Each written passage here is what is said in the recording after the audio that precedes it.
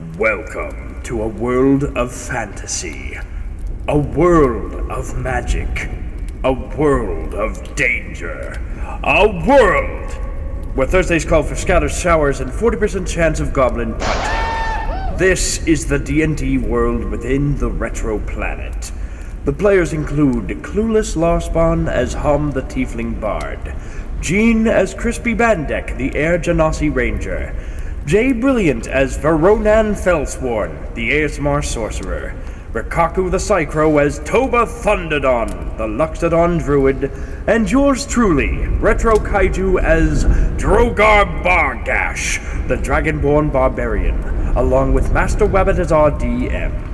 We hope you're just as excited for this campaign as we are, so sit back, relax, and enjoy this adventure in the D&D world. That and I suppose getting attacked by whales, but I don't know. Wait, what was I attacked by whales? Where was this? I don't know. I'm sorry. For another 12 sessions, don't worry. Spoilers. That's a whale of a foreshadowing there, mateys. Lord. Well, we're on May not actually happen, but we'll see.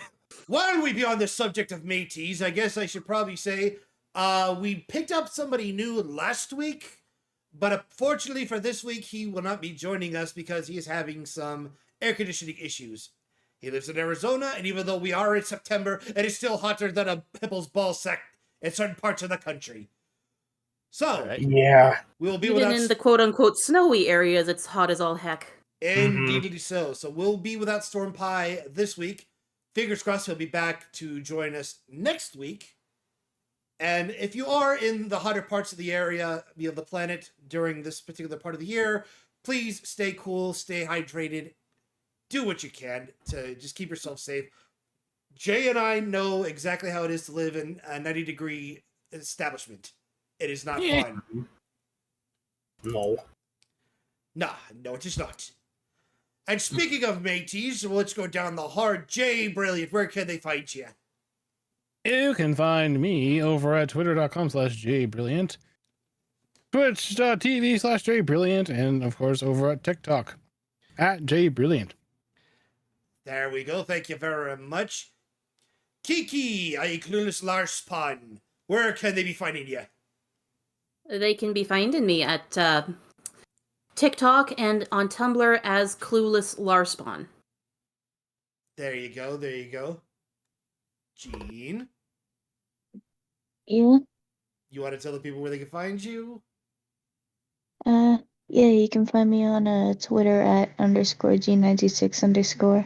You can find me on SpaceHey at spacehey.com/G96, and you can also find me on Tumblr as just G96. There you go. And also RetroKaiju here. MasterWabbit. No, I'm kidding. Look, you can skip over me all you want. You're not skipping over your boss. Boss. Wow. No. Well, come on. I mean, she's not wrong. RetroKaiju, where can they find you, buddy? All right. Well, you can find me over at the Rotting Corpse's Twitter as it's RetroKaiju. You can find me over at SpaceHey under the same name. It's RetroKaiju. You can even find us on the Discord, Retro Planet. I'm sure we have a link for that somewhere. We do. If not, later on.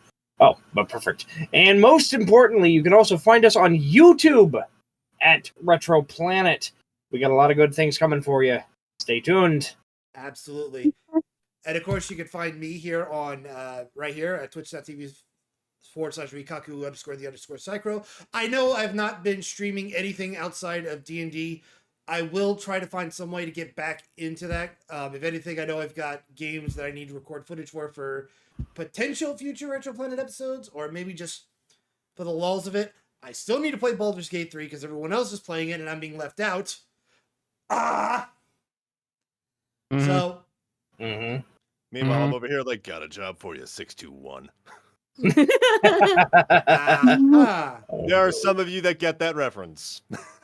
All I can say is, again!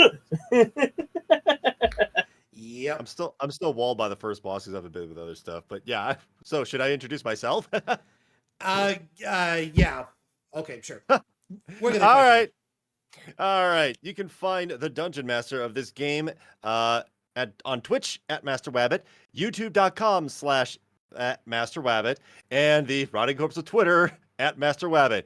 And I bid you welcome to the D&D world of the Opulentium Chronicles. And also, let me just make sure I get this. What? Oh, Come Oh. on. Come on. Classic Wabbit. oh, son of a- Welcome to scenic Mount Zureen. Oh, finally, it loaded for me. This is a callback to like what, episode 3? Look at that sign. Look at that font. Just 4 actually. wonderful. I'm pretty sure it's episode 4. That sign is magnificent. I am good with brick jokes, aren't I? Oh, that's Please fantastic. keep them coming. Like I said, if I haven't told you, when we do, whenever I do the podcast on Spotify, which you can find us there as well, right after the intro or the little like welcome to the D&D world, I add this brought to you by, and then whatever you And come then, up with. oh believe me, yeah. it gives it character. I guarantee it. Oh my gosh. For the audio listeners who didn't quite get that joke, I literally, there was episode 4 or 3 where I mentioned the mountain was Mount Zureen, but it took me forever to remember it, so I had to look it up, and I was like, loading, Mount Zureen, and someone in the chat was like, haha, loading Zureen. No, it was no, it was one of your characters was like, but up at Mount loading Zureen. Yeah. Also, I realized I might have spelled Zureen as Serene. Hey, Close that's enough. fine. Close It's- enough, right? I mean, player notes, I have that Midwestern accent. There's only so much I can do with that. Oh, that's okay. So, yeah, I might. Now that I know that, I'll probably go back to previous episodes and make the adjustment. Well, there's only one mountain, so it's not like a huge Yeah. deal. And Yeah. hey, Mount Zureen might very well be canon, but Mount Zureen is a different one. Let's call it that. Don't remind me of the mountain I had to come off the top of my head for that dragon on whatever episode 1 was. I honestly don't remember. Right. Well, I don't think we have anything else to do, so Master Wabbit, shall we The only continue? The only thing we need to do is some quick attributions for the Alright. music that we're going to be using. So we are using Tabletop Audio, and we're also using The Pyre by Kevin MacLeod. Both of these groups allow their music to be used under Creative Commons with attribution. This is that attribution. And now, I bid you all welcome to the world of Opulencia.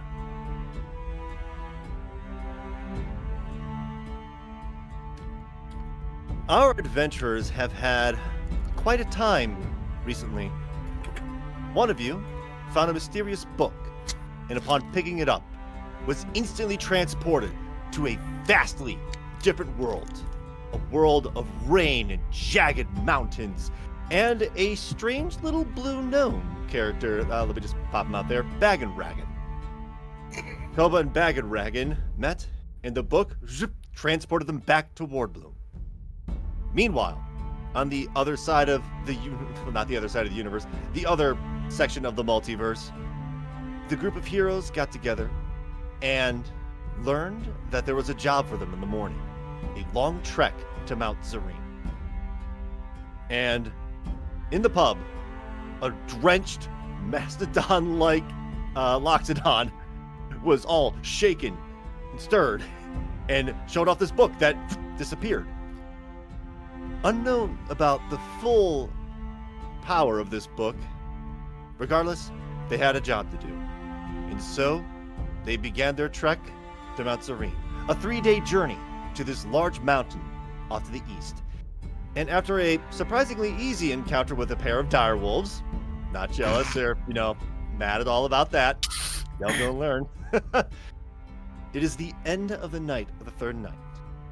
And we're going to pause the music and we're going to start everything here. Everyone's got their full rest. As everyone here starts to wake up early in the morning. And Drogar, as you begin to wake up, stretch, look about, you notice that you are down a particular compatriot.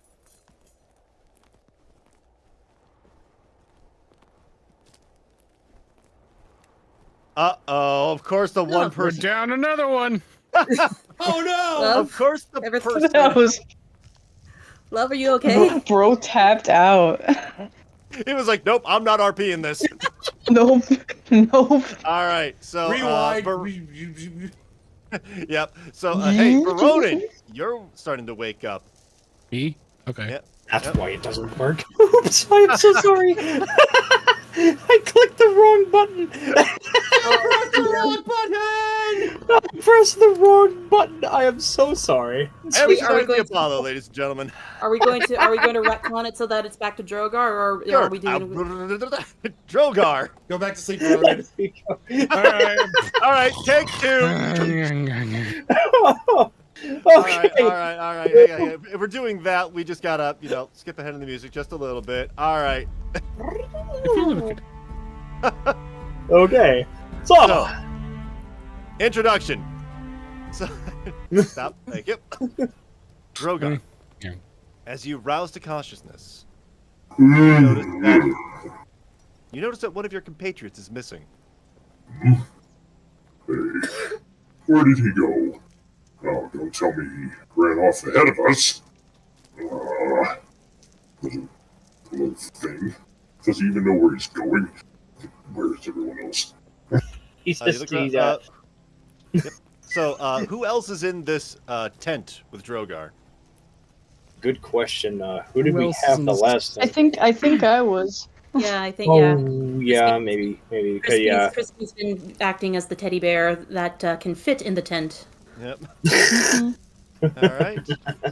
So you notice that Crispy is, snoring away, and you also notice a hastily folded piece of paper. What's this? He picks it up and he opens up to see to You read open it. up to see a letter in some pretty scratchy writing. It says, "Following up on a thing. Don't worry about it. I'll meet you guys soon as I possibly can. BR." BR? You surmise that this is short for Baggin Raggin. Oh, is that right? Alright, I'll hold this for later. Crispy, time So to get up. stupid. I love. Crispy, you're noticed awake slowly, and you notice that Baggin Raggin's not there. Oh. Good morning, sunshine. Oh, good morning. I just imagine in her mind she just thinks sunshine. Oh. Oh. All right. Meanwhile, in the other tent, Veronan, Toba, Or were there like 3 tents? Wait, isn't there 3 tents? I think There should be 3. All right, Yeah, 3 tents. All right, 3 tents so, to 2. all right. 3 tents for 2 apiece. All right, so it was Drogar and Crispy, and then Baggin Raggin wasn't there. Probably because some pseudo magic reason. I have to give a reason for him not to be in the story, right? Yeah. Right. All We'll right. figure it out later. Yeah. Mhm. Somehow the party notices that one of their members is missing and a letter was found. Make sense later. So, Toba, are you meditating again this morning? Surprisingly, no. He's Oh. actually on his back, his trunk's like draped out from on top of his head. He's exhausted. It's out. Like, We'll be like, hot Is Veronan- wings. Is Veronan in the same tent? Yes. All right. For a little no friends spooning. Oh, Just friends Aw. spooning. Ain't that cute? big spoon or little spoon. No, actually, like Toba's actually holding him like a teddy bear. Just, Oh. Gene, write that down. Write that down. Henry heard adorable. slashing in the background. That's weird. Maybe just me. Oh, good grief. Oh goodness. All right. So in that case, it would be Hum, who is who's on her own, and she is shivering, whimpering, and hyperventilating. She's having nightmares about the wolf attack that happened. Dang. Dang. And as you wake up, you slowly hear a growl outside. Except it's not like an angry growl, it's more like a... She's not going to notice or pick up on it. She's just too scared. Aw. And she gives a small whimper, she just curls herself up even more. Just hides. She's trying to hide herself as much as she could. Oh, right. Speaking of which, it is... Where's the... There we go. Actually, it's now a little further in the morning. Forgot to change that. Oops. Where'd the trees come from? Ooh. The trees have always been there. It's just, the light came in. All right. Right. Those trees always been there. You've been tired when? Oh, goodness. Oh, hi, Bard. What are you orange?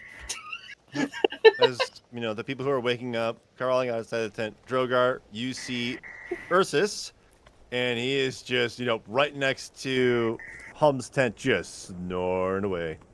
Oh, that's where I... Just where I last put him. Time to get up, buddy. Come on. Up higher. He gets up, he takes his front paws and puts them very far in front of him, and he just rears a little bit, and then he, takes his back legs and he leans forward a little bit. There you go. Get it all out. Time No one's to saying get up. big stretch. No one's saying ooh, big stretch. All right, fine. Well, the DM just did, so sure, let's go with that. Sure, yeah. Toba says, guys. So, And thus God said, let there be big stretch. And there was big stretch.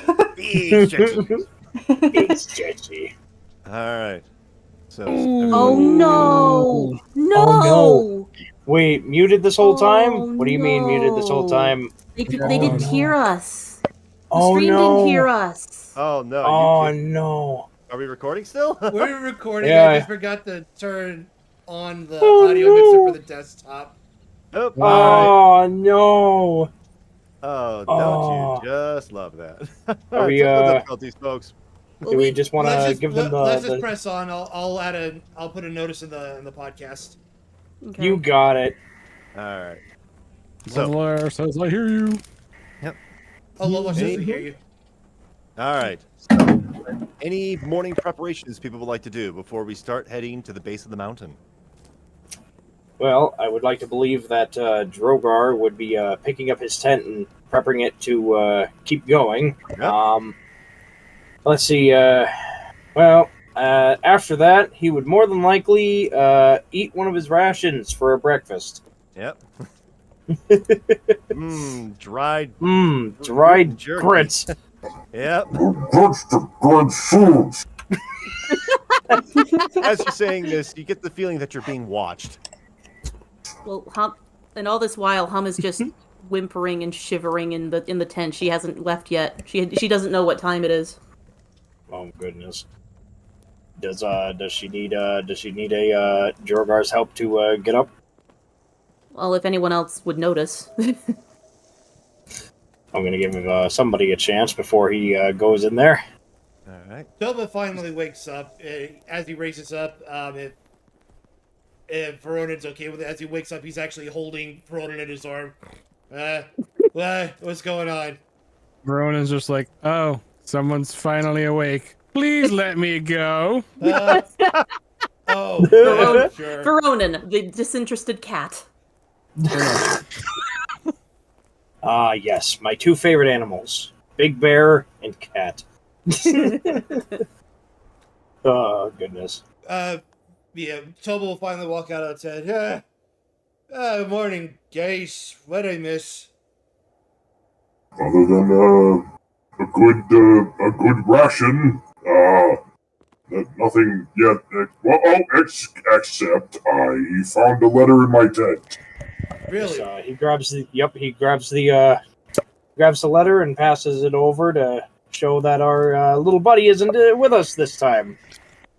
He went to go do a thing. You know, I'll be honest, this whole time I thought I dreamt him. Dreamt him? That's a bit of a strange way of saying you don't notice him very much. Yeah, okay, well. He seems like he can take care of himself. He did pretty well against those wolves. Yeah, I was very surprised he could hold his own against a beast that big. Yeah, true that. But now, we seem to be missing somebody. Where's our bard? Goes over to check on her tent. Did you notice that feeling of you being watched? Was Ursus looking at you while you were eating your food? He definitely noticed. He was just pushing it in the back of his head, and he as he's walking past her, walking past the bear to her tent. He places the bowl of the rations down for the rest for Ursus as he goes to check on her. Ursus like sniffs it. He like rears back, bares his teeth, like, "Oh, what is this vegetarian nonsense?" And he just like walks away. It's just.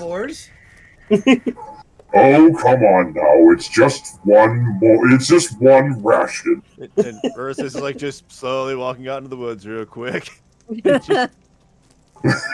looking for something, I guess.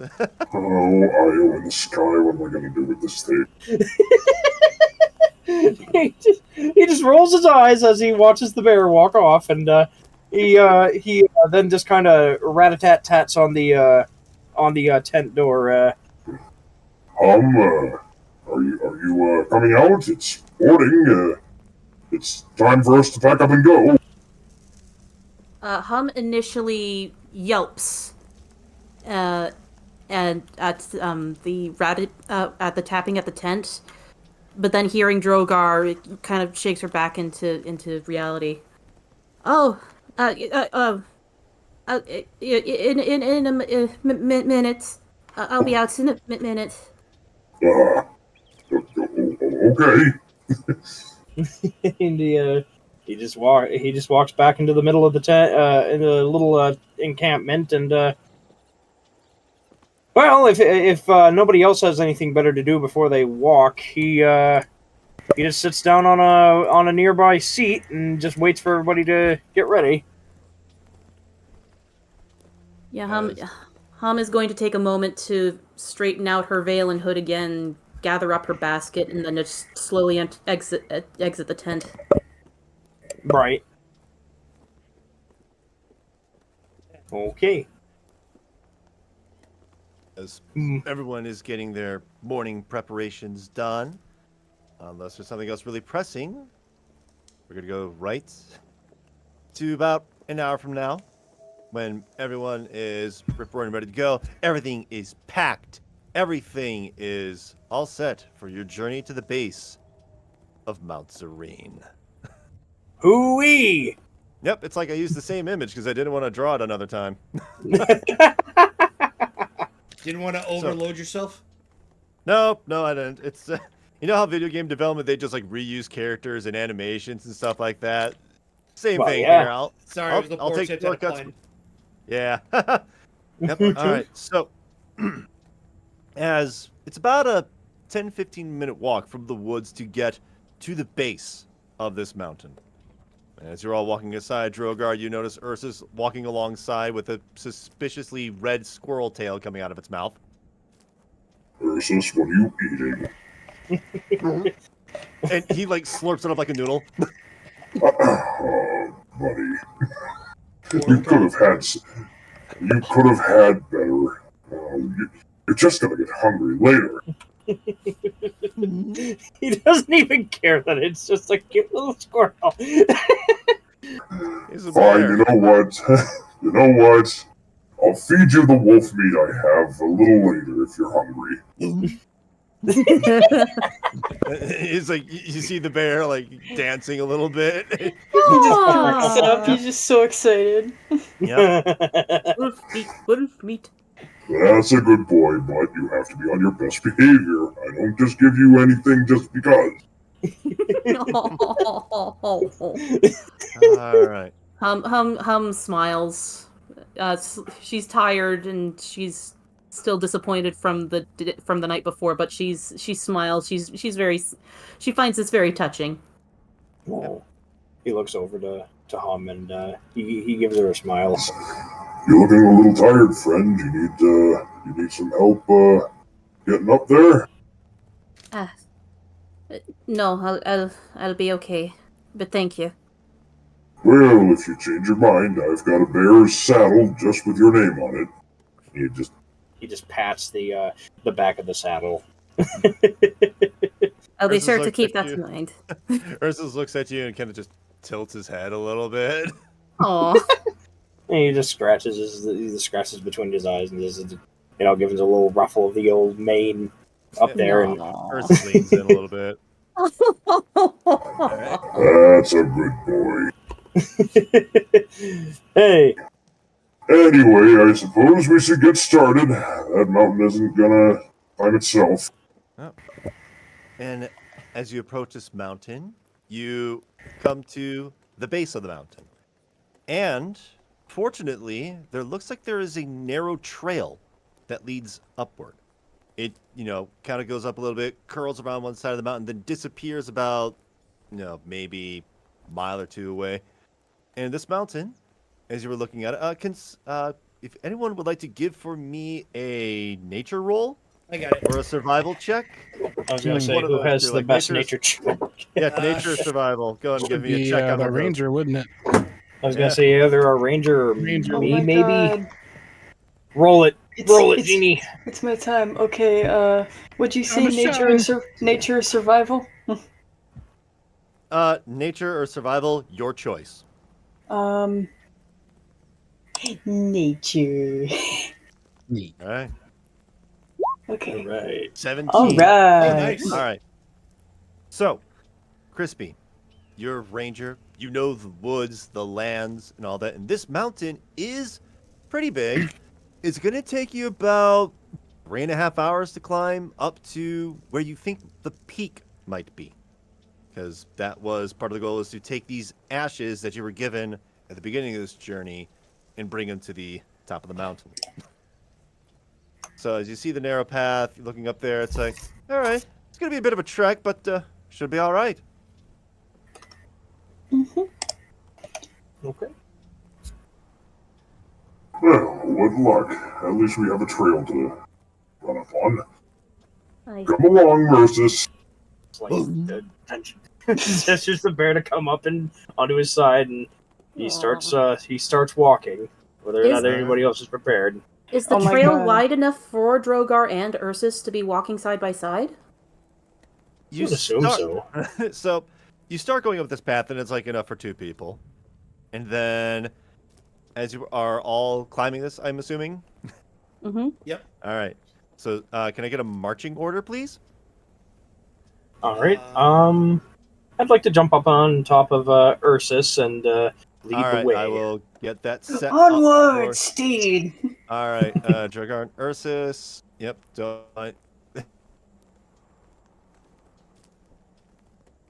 And you swear that you hear the bear just go. He's just He's so annoyed. content. Also, I just realized, looking at my features and traits for my ranger, you know how rangers have that natural explorer trait? I'm so glad I selected mountain. I'm so glad I selected mountain. All right, Yeah. well, you're right at home here. Yes. So maybe Yes, maybe sir. maybe Dora would be along with the lead with Drogar and Ursus then, just to help navigate. Yes. Mm-hmm. Ooh, yeah. Well, thank you for making an excuse for me to be next to Drogar. You're welcome. Jeez, Wingman for the Genasi. Alright. I'll bring up the rear. All right, so we got Drogar and Ursus in the front, Toba in the rear. We have, I would assume, Crispy because she's familiar with the land to be Yes. somewhere near the front, right? Yes. Veronan and Hum, where would you like to be? Hum is likely to be lagging, so probably in front of Toba. Okay, and Okay, so then Veronan. Veronan will be right here. Okay. Okay. As you all begin your climb up the mountain. And it is a slow trek. The pass itself, as Drogar and Ursus is starting to crawl up there. And we got, minutes go by. Going towards about an hour now. The path is now going from a comfortably wide enough for like 2 people to narrow to about 1 person. And the mountain path now goes into a tunnel of some sort. Like a cave. Here we go again. Be on your guard. Knows what's in there. Alright. So, as you were going in through this mountain, you see, like, at the edge, it's like a flickering light way up in the distance, a little bit. Can't quite tell what it is, but what you can assume is that this is a, tunnel through the mountain. A secret tunnel through the mountain. Secret tunnel. Secret tunnel. We don't have the rights to that song! It's only a few seconds. We'll be fine. Like barely 2. Hmm. I think this is a tunnel that is a secret. I mean, it's... You think don't that, say. But then What you do you realize say? that there's like a bunch of footprints on the ground. Like plenty of people have been walking up and through here, so it's not much of a secret tunnel if it's known to everybody. Well, I guess it is A bunch of secret. secrets It's a secret to after all. everybody. It's a secret to everybody. We just love our pop culture references here, don't we? Heck yeah, brother. Do I get to find the gremlin that All right. grumbles and feed him meat? All right. So, Drogar and Ursus, as you were going through, I need for you to make a dexterity save for me, please. This is why I like being in the middle. No. Yep. Yeah. Roll 'em. I got a 17. All right. Yes. Yeah. As you were going Yeah. through, you get this sense to duck as you feel like on the back of your head a slight scratching, what feels like rock. You avoided a stalactite. Stalactites hold tight to the ceiling. Yes, stalactite. I was gonna say, you were the right. As the ceiling, it definitely feels like the ceiling is getting a little smaller here. But it's, you're still able to ride Ursus, who's a little timid going through here. Oh. He Everyone just else is pats on the ground, so no, they don't need to dodge stalactites. He I just just wanted to pats see him. what would happen. Well, Toba might. He's a big boy. He's a big boy. So he pats him on the back of the head just to reassure him that everything is going to be just fine, and he just urges him to venture forth. Yep, and those of you with dark vision, there's a couple of you who do. Yo, As you're going in here, it's very much a very plain path. You can see like Drogar mist stalactites that are hanging from the ceiling, and it's damp. It's a little bit, but as you go forward, doesn't appear like there's any traps or anything, and it's just a straight hallway, and the light at the end of the tunnel is getting larger and larger, and you come up to slowly after a couple of minutes, you end up at the end of this tunnel, and it now winds around more towards the back of the mountain that you didn't see from the angle that you're at. And from here, as you are looking out, you can see, let's just drag everyone off to the map. Yay! Hooray! So, let me just make sure I'm on the correct side here. Let me just make a nice bold red, freehand. As you're climbing up this mountain, why is it not the correct color that I so clearly, why I wanted red? Yep. We wanted a lot of things. you are here. Yep. Okay. No. Okay. Yep, you started up here, you've gone through a tunnel, and now you're on the back side of the mountain. And you still see a bit of a mountain range that is there. And since you're so high up, you're already probably about half a mile, maybe close to a mile. It's, an upward climb of some sort. It's been about an hour or so. And you look out across the mountain, and there are mountains that are right in front of you, like a bit of a mountain range. And it goes out into trees, and then you see way, way off in the distance hang on. Let me just double check. Make sure that I got everything right. There is a... Oh, somewhere in my DM screen was like, how far can you see? Yeah, it's a clear day, so you can see about 2 miles from a height times 20. So you can see like 20 miles out? Oh, okay. Yeah, I mean, this is like a view from here, right? It is definitely gorgeous. And as you're going out and seeing... Hum is kind of frozen in the beauty. Yep, it Aw. is very natural, very beautiful. And Oh, way wow. out in the distance, you can see just a little tiny dot of what looks like smokestacks. Just way out in the distance. And Drogar's just looking at it, and he looks over to the group and just points over and just takes notice.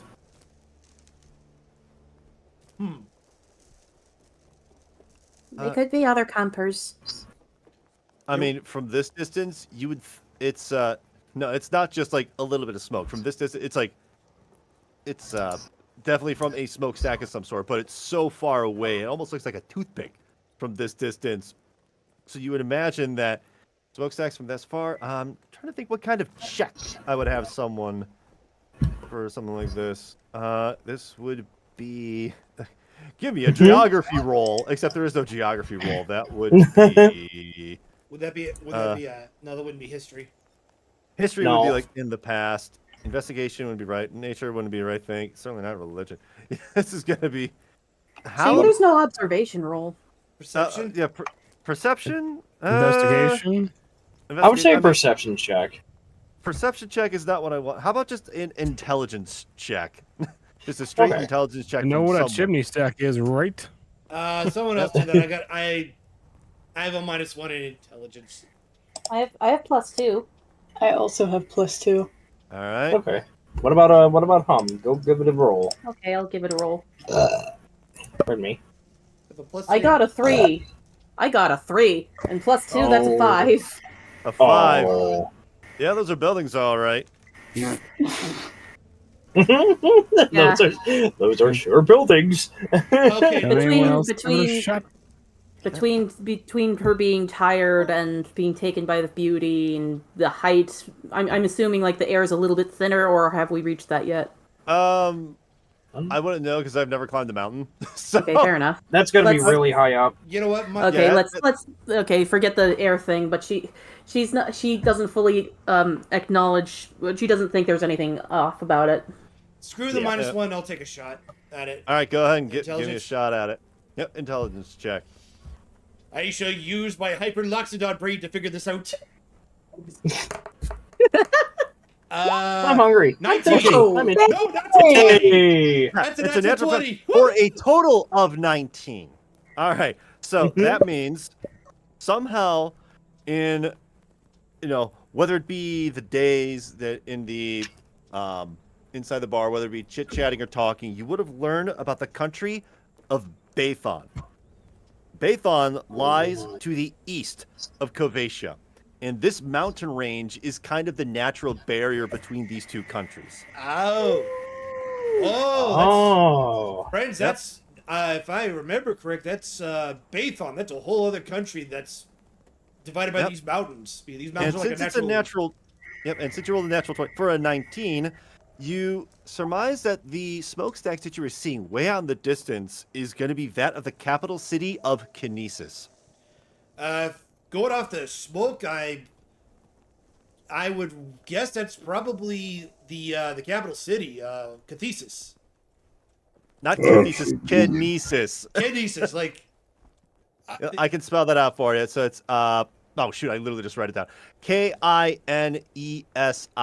So like Kinesis. telekinesis. Yeah, sort of just Kinesis at the end there. So yeah, if that's smoke coming from over there, then that's probably Kinesis, the capital. Well, we can see Absolutely beautiful.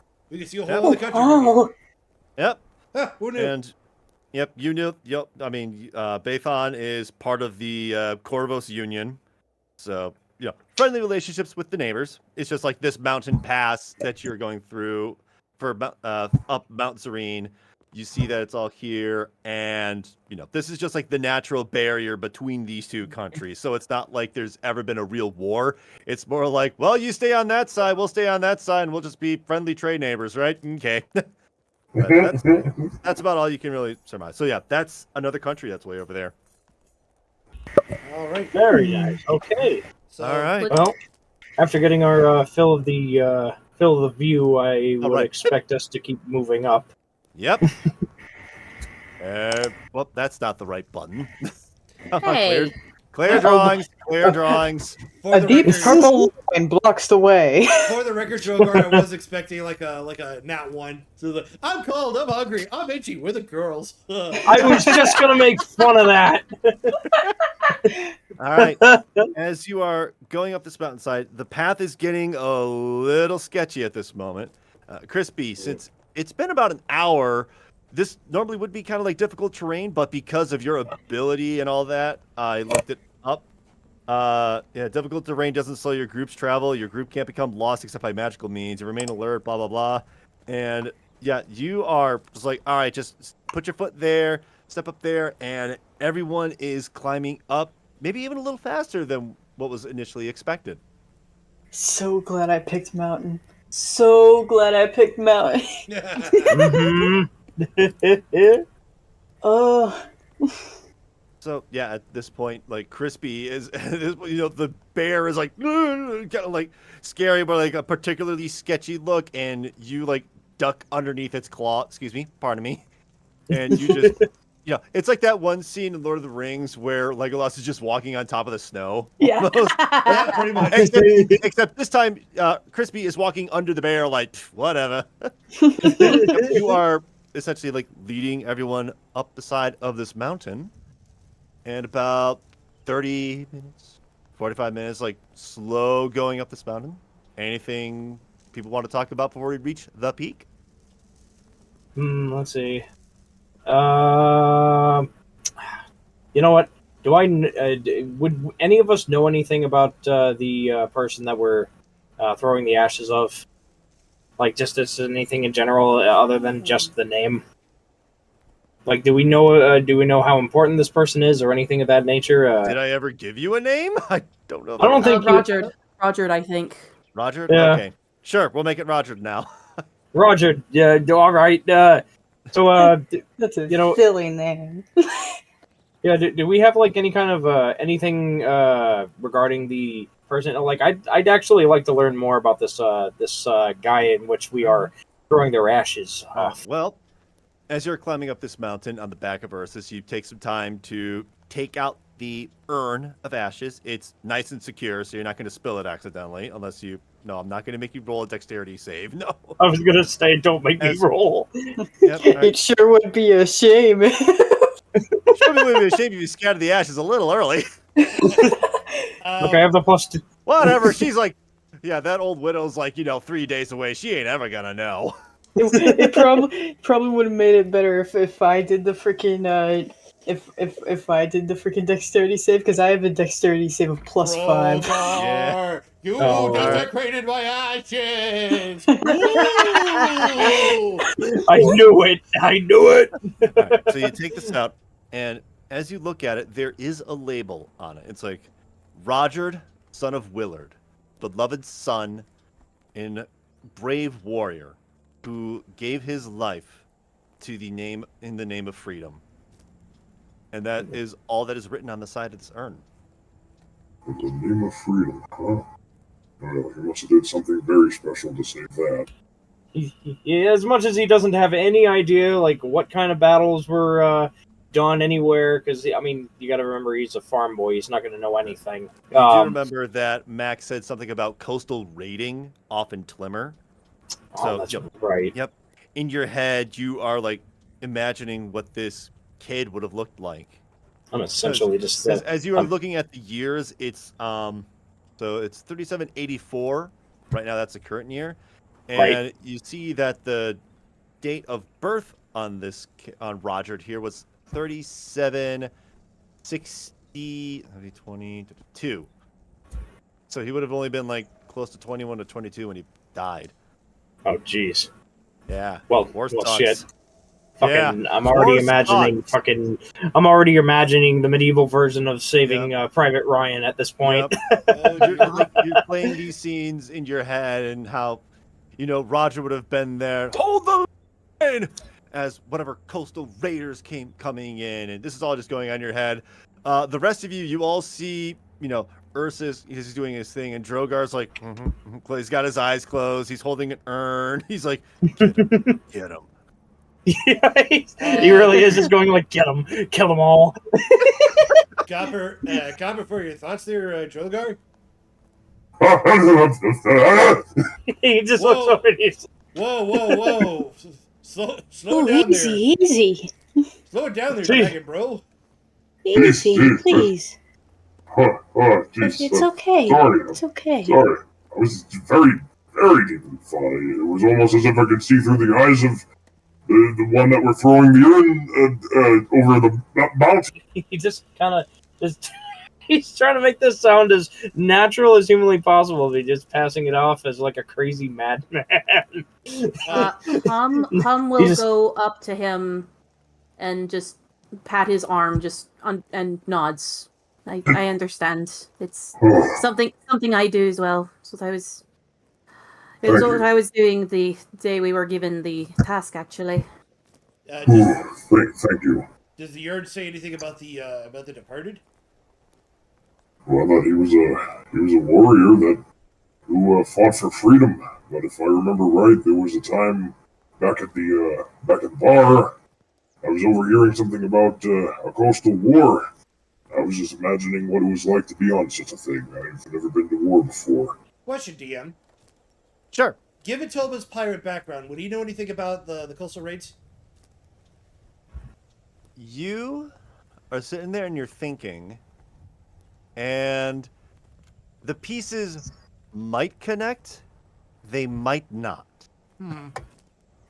But you are slowly but surely leaning over towards maybe. Is there anything I need to roll for that, or? Go ahead and make for me an intelligence. Yeah, another intelligence. If this one is a nat one, I'm going to cry laughing. Please he is going. Don't. He is going to actually start crying. I'm going to belly laugh. You guys aren't making this any easier. Just you wait.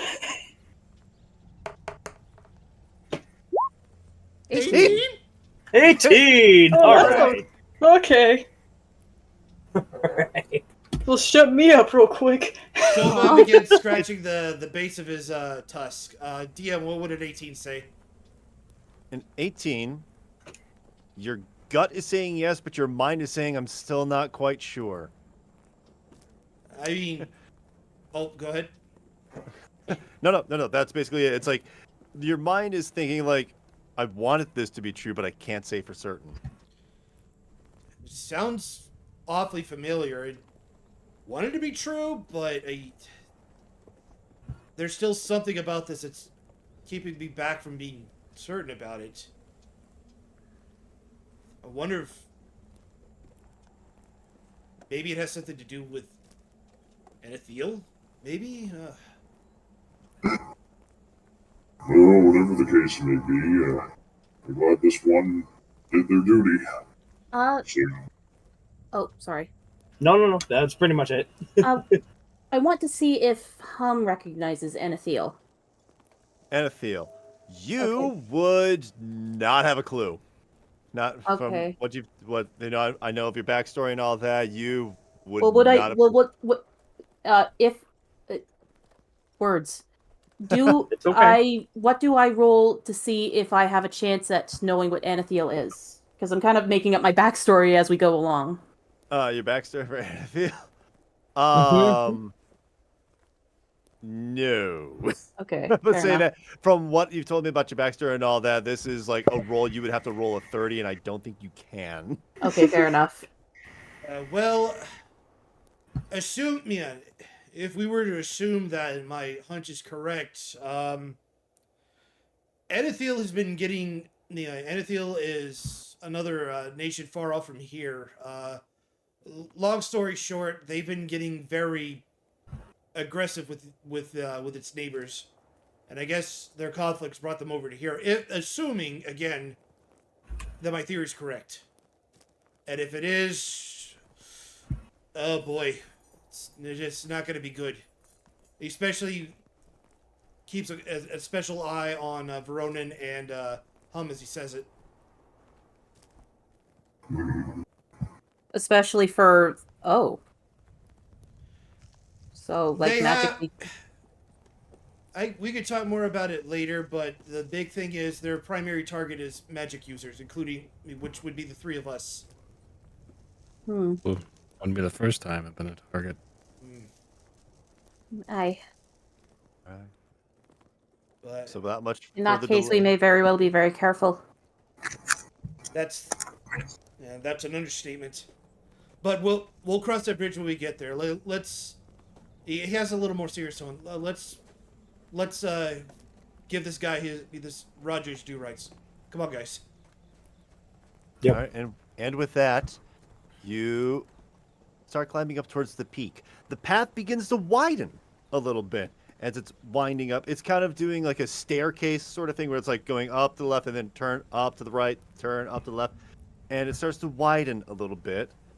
And you get pretty close to the peak and you realize that it's starting to veer off into not so much a cave, but rather like an arch. And through this arch, you see a wide open space. Oh, I'll say. Yeah, it's a large plateau of some sort. Good grief. And there are swords everywhere. You see swords that are impaled in the ground. You see helmets lying on them. You see small urns on the side of some of them. You see that there are some old wilted flowers on some of them. There are stones that are resting on top of other swords, and you come to realize that this is like a hero's graveyard of some sort. Well, it makes sense that we're here then. Okay, if I see a bald man with a goatee and some kid in some weird armor, I'm out of here. No, I am not Didn't King say they Horse were in this. Keyblades. Oh my No, god. Swords. This is Not- not the Keyblade graveyard. I may have taken inspiration.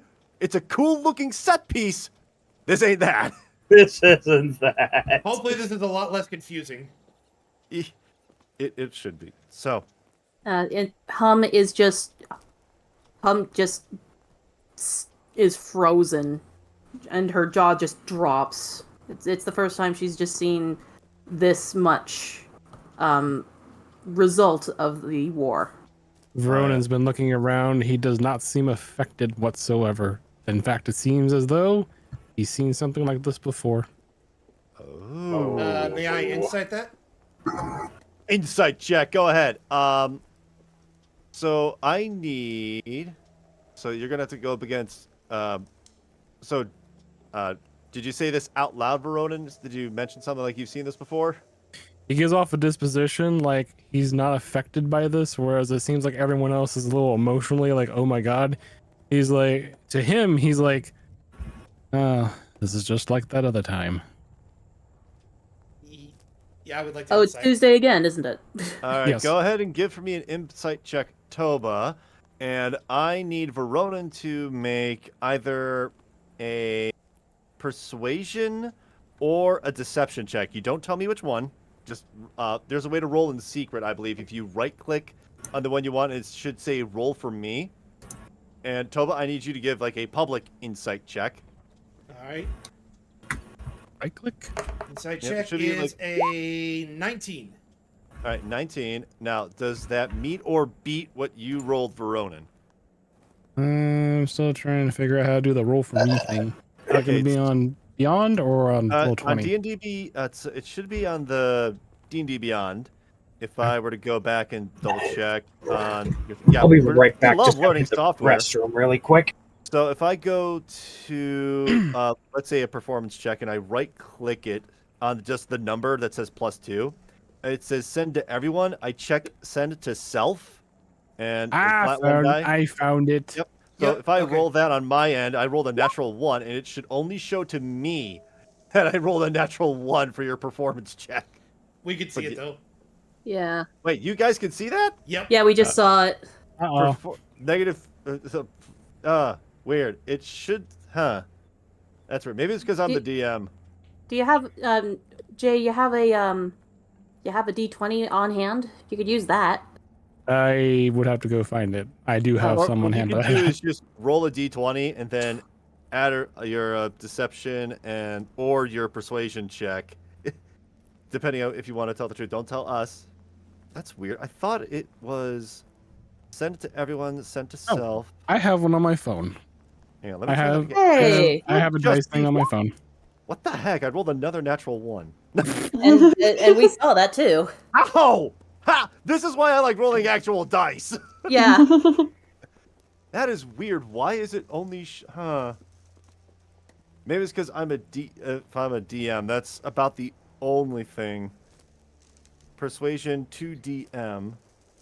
That has to be something I look into for later. Yeah. For now.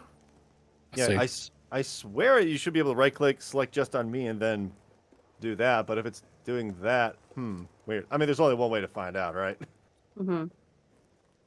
Well, he's gonna be I using. mean, if you want, let me go ahead and do that. I'll just Sure. roll it into the thing and see if it works. Yep. Yeah. So it should just be right click the number, and it should say send to everyone. So you click on self and then roll for that. Self. Okay. Flat one die.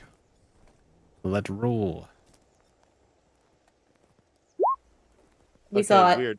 Why is it seeing? That is weird. Deception check. All right. Well, So yeah, Toba beat your insight check. So Toba, you are a little sus of Veronan at the moment. I'm not. From what I he wouldn't say just I'm sus. I'm more concerned. Check. I 20 self roll. I'm just doing some troubleshooting on my end. okay.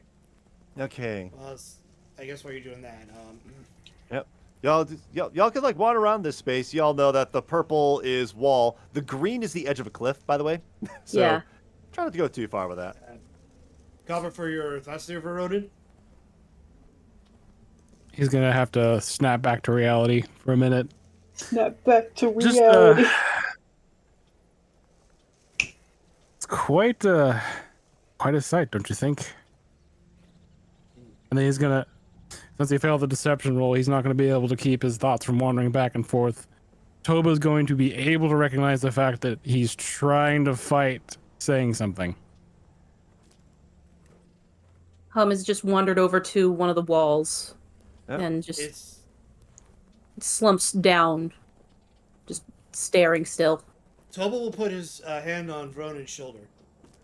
Is it something you're comfortable talking about? If not, I won't pry. How much would a 7 be his what? 19. So 19. Okay. Yeah. So he's awfully about you. I'll try to think of how much of the backstory he's going to give away compared to that. How much lore shall we receive today? Toba, Be wary of wandering Pats. Toba, it's been how many years now since we've talked? Okay, sorry about that. Okay. Oh, anyway, all right. Going into a lore thing. Yeah. How many years? Okay. Have we established that between us? I know I was gone for. I know I was gone for a while when I went sailing, and that's when that part of my life happened. Or that's when I read into Strachio, but did we establish like how long it's been since what?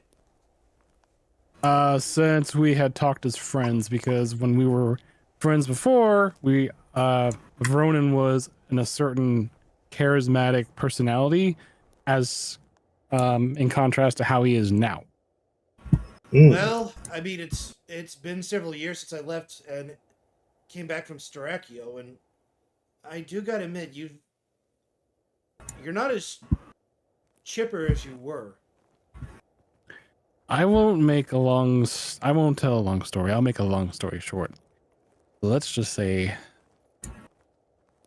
the class of that I was in, the academy, I was the one that did not graduate, and that was probably for the best, and is probably the reason I am still alive. And he's going to look out towards the swords. There are many, many swords. Where you see swords, there were staffs, wands. Are they there now, or are they gone? I don't know. I ran. I'm sorry. You I thought there were staffs like in front of us right No. now. Okay. Veronan is seeing the same war ground where he and his peer mates all fell. He was a part of a academy that was training sorcerers and magic types. And upon graduation, they would go off into the world. However, graduation actually was meant you were sent off to war.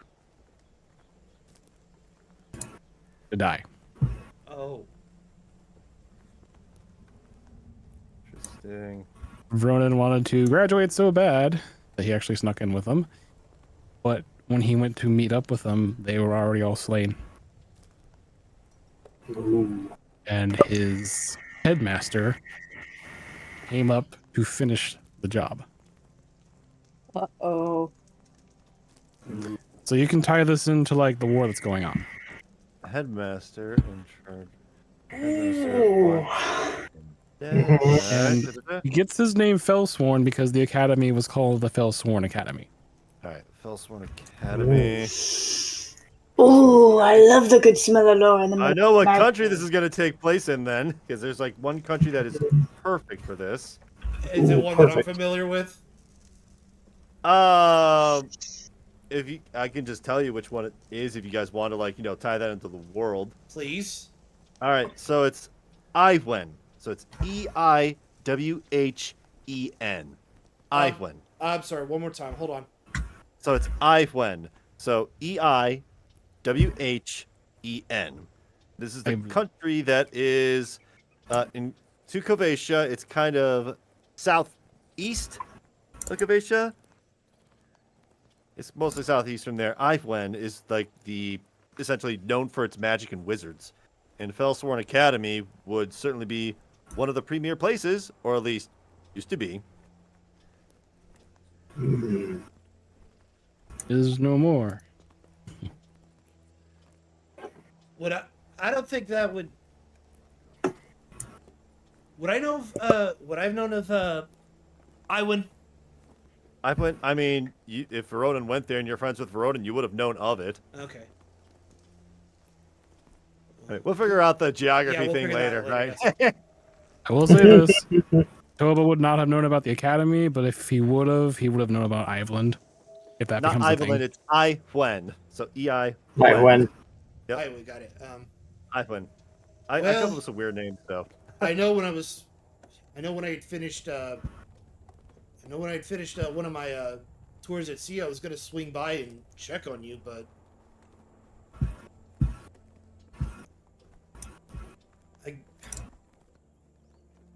I'm sorry for your friends there, Veronan. Veronan's gonna have a big. He's gonna look up at Toba and he's gonna give a smile for once and be like, honestly, I take quality over quantity, Toba. And he looks over at the rest of the group, and I think I found the quality of friends. Oh, boy. Aww. That's very sweet of you. Well, Hum hasn't heard. She's just while Veronan was explaining everything to Toba, she starts quietly drumming with her mallet, just to sort of help, help meditate and sort of feel a bit more at ease with everything around her. All right. I'm just doing some stuff on my end. It looks like on Beyond 20 quick settings, there's a whisper rolls, and you can have it ask every time. So I'm going to try something with Veronan's athletics for no reason. Whisper to self. Maybe this will work. Mm-hmm. Why was I such a fool select for whisper cutting to. Jim? All right. Okay. Does anyone see that? No. No. No. Control 20. Come on. The one time I didn't want it to work, and now it does. All right. So yeah, I'll walk everyone through post show to figure that out. Right. Wait. All right. Just to wrap up Okey-doke. the roleplay a little bit, Toba will basically say, like, well, I can't say if we have any running with Anathiel. I feel like we will. All right. I will defend you. I will defend this party to my last breath to make sure they don't get to you. And who is this person? Anathiel? Well, I guess Anathiel's a place. Oh, Anathiel. Okay. Anathiel is. Anathiel is an empire that's strictly of elves. Unfortunately, they don't see anybody outside of the elvish race as on the same page. Basically, if you're not an elf, you're either a second-class citizen, as humans are. They're they're restricted to ghetto areas. You're the case of a dwarf or a Goliath or a gnome, you're slaves. Anything else, they kill on sight. Ah, okay. They're actually the ones responsible for stealing, at least their leader, someone by the name of Keeson Zadok.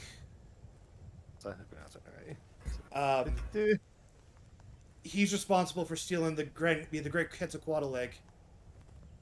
Okay. It was the focus of the first Archdruid of Sterachio. And their goal is basically they want to rule with pure magic. They want to extract from everybody else that can wield magic, including myself, including you, and including Hum. Okay. So if they're close by and they see you, seeing as you're not the above mentioned races, they will try to kill us. With Drogar overhearing this, he just looks over and says, If anybody tries to get to any of you, they'll have to go through me first. That's why I was asking you about the egg at the start of our quest. I must find it before Kason can use it to get to anywhere else. And I'm scared. W. Buddy, whatever happens, happens. But you'll always have me there. We're part of this team. You don't have to tell me the whole story. I will be there for you no matter what. You've proven that enough that I can trust you. Likewise. All right.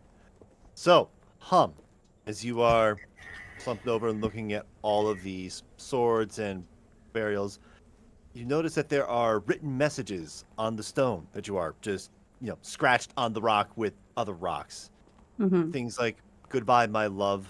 I shall see you on the other side," and "Miss you, Daddy," and "Oh." all these other things. And you notice there is an urn that is there. And this urn, you look, and it's empty. There's a couple of ashes, little bits of ashes here and there, but it's on its side and empty. And as you are noticing, like, all the urns around here are empty of their ashes.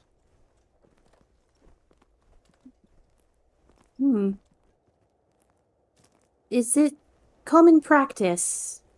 I don't do this that often, but is it common practice for the urns to be left with what's left of the ashes?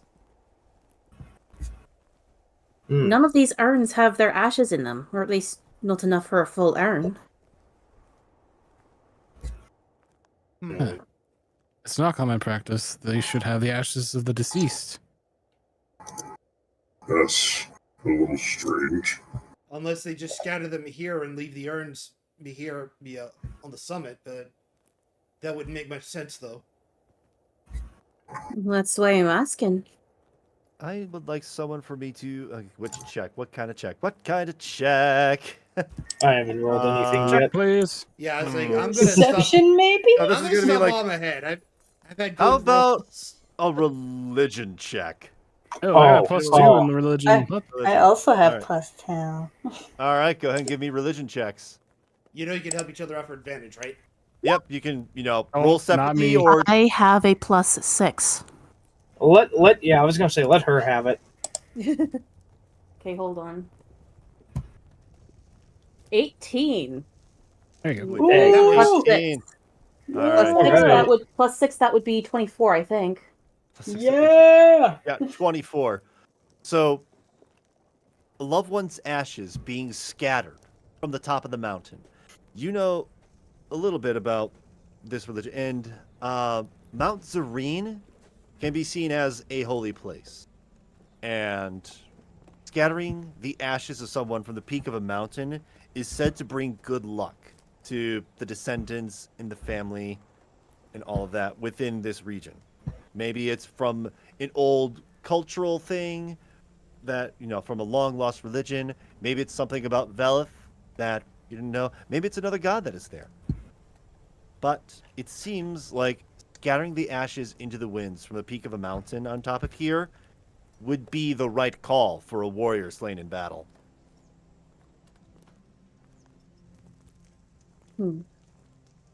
Thinking a bit more about it, it would make sense that there wouldn't be much ash here.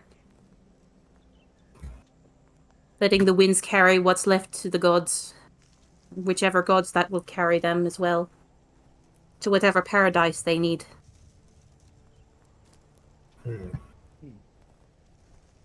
Oh. Perhaps Roger is meant for whatever paradise he's deserving. Right. That's very beautiful, hon. For sure. It certainly is. All right. What we are So, doing is a thing of beauty, as much as it is a thing of sadness. Yes. Drogar, Quite true. Oops, my bad. Sorry. Okay. Drogar does take the urn out of whatever bag he has it in and gets off of the bear. Okay, so I will get that set up. One moment. Characters. Drogar, Ursus, and put this into the. Oh, why? I remembered.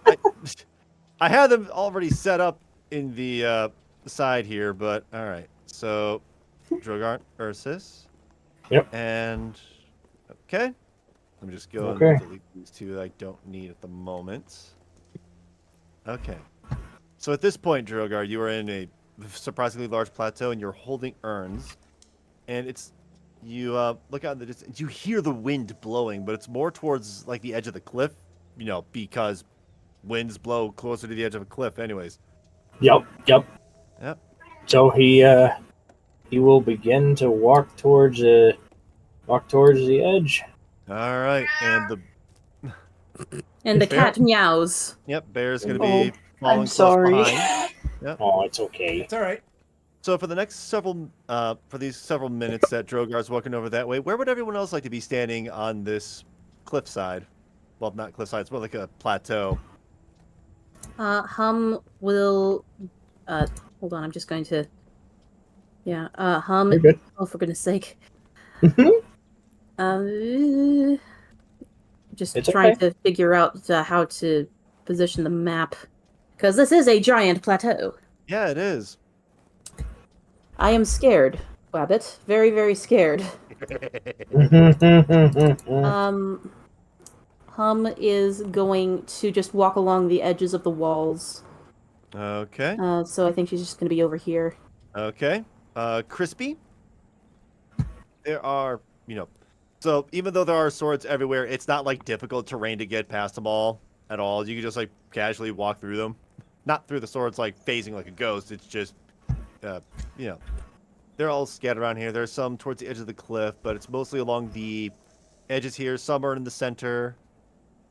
And where would you like to stand right now as Drogar is walking towards the edge of the cliff, solemnly holding an urn that is in front of him?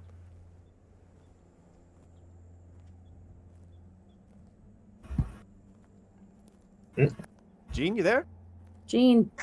My bad. My friggin' my microphone was doing some weird stuff. Oh. Oh, you're okay. Episode technical difficulties. Right. So where on this large plateau would you like to be standing?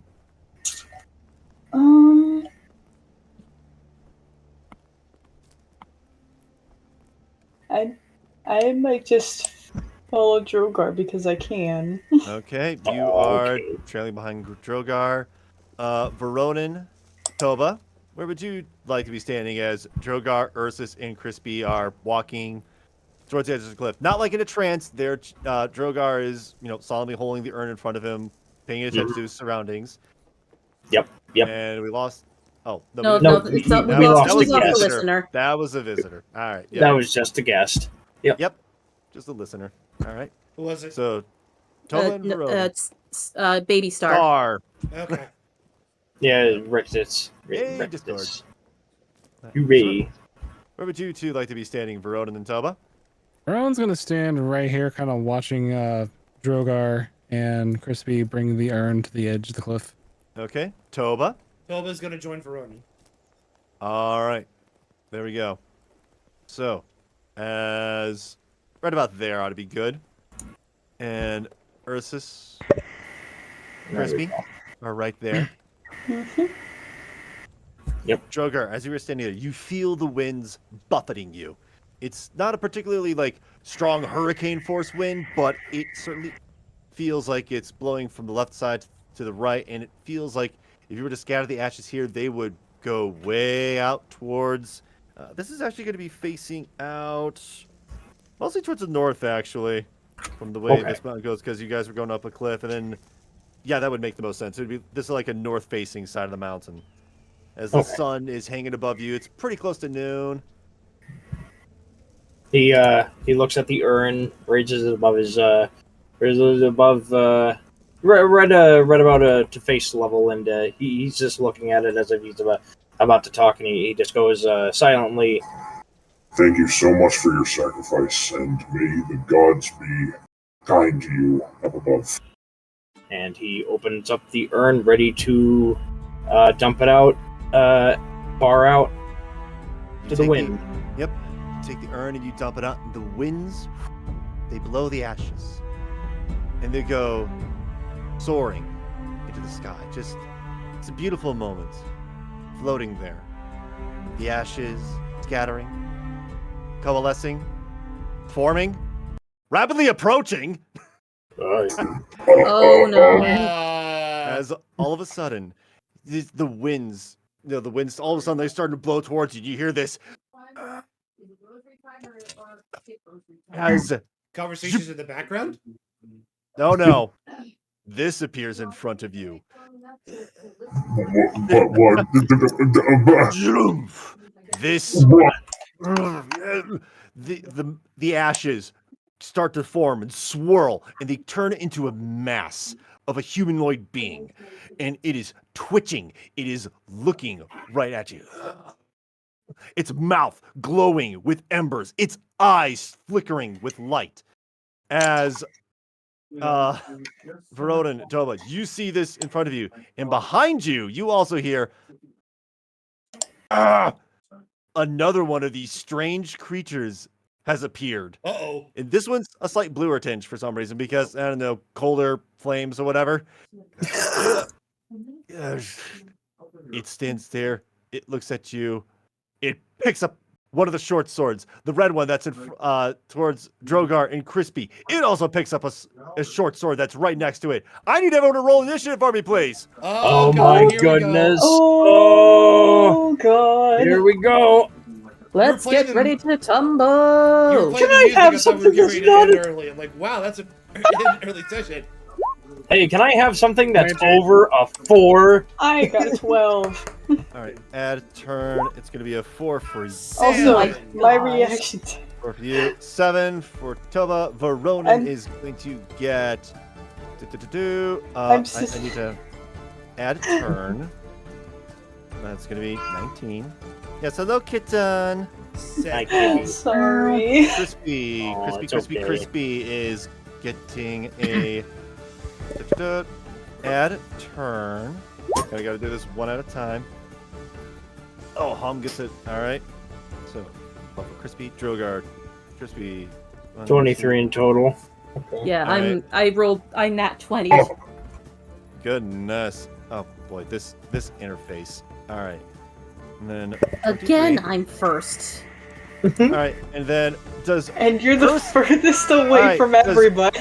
Ursus have its own role, or is that just going to be, same thing? I am assuming. You know what? Let me just go make this brown bear. Let me just make sure that it has its own. I think it has its own initiation. Well, let me just check.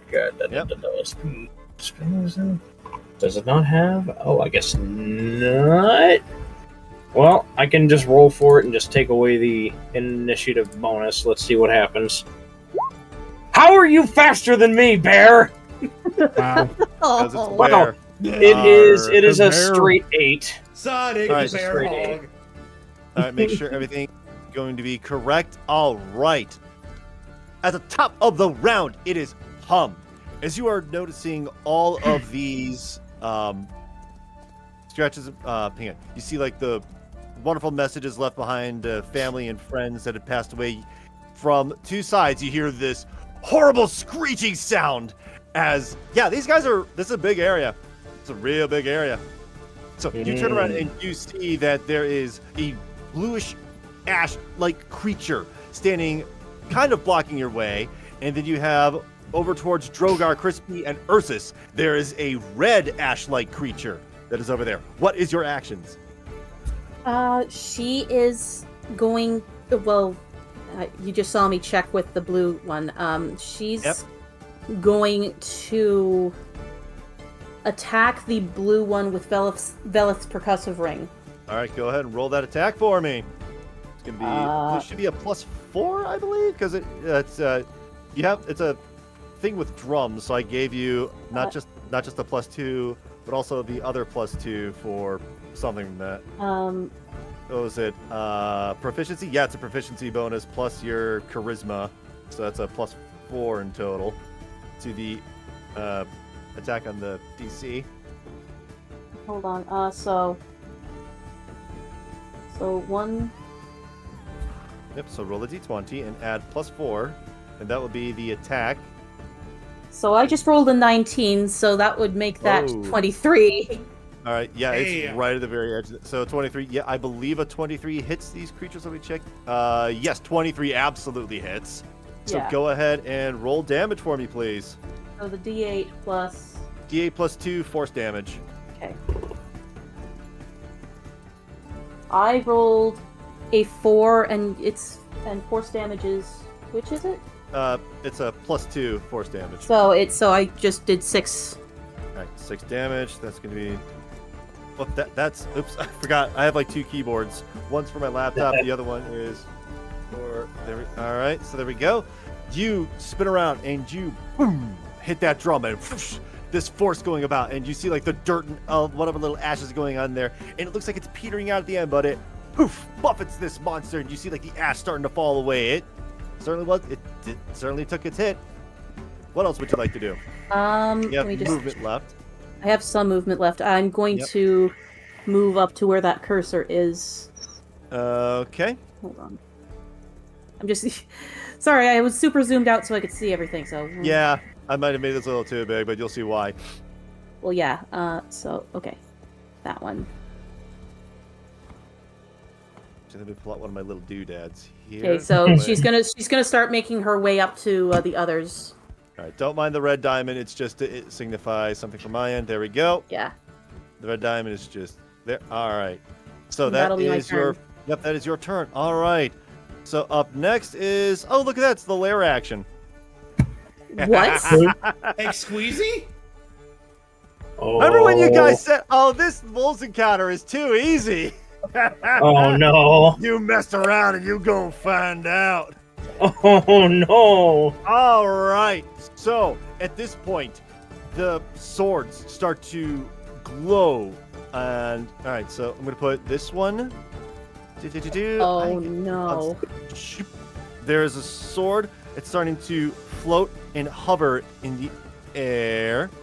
There's one there, and there's gonna be one facing this way. There's gonna be another one facing, let's say, where's the rotate? There's the rotate. Control V. Why is it every time I control V on this thing, it's being a real pain?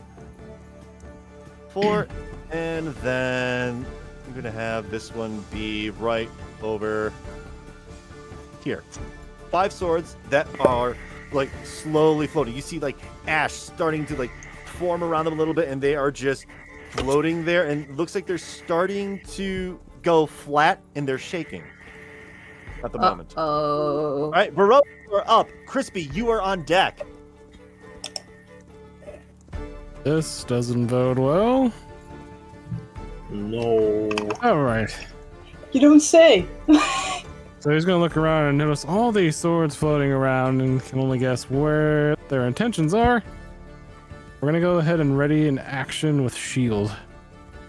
All right. So ready an action with shield. It is.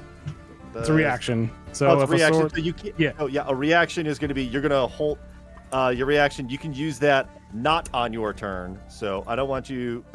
So. That was it. Hang on. Double checking your spells. Shield.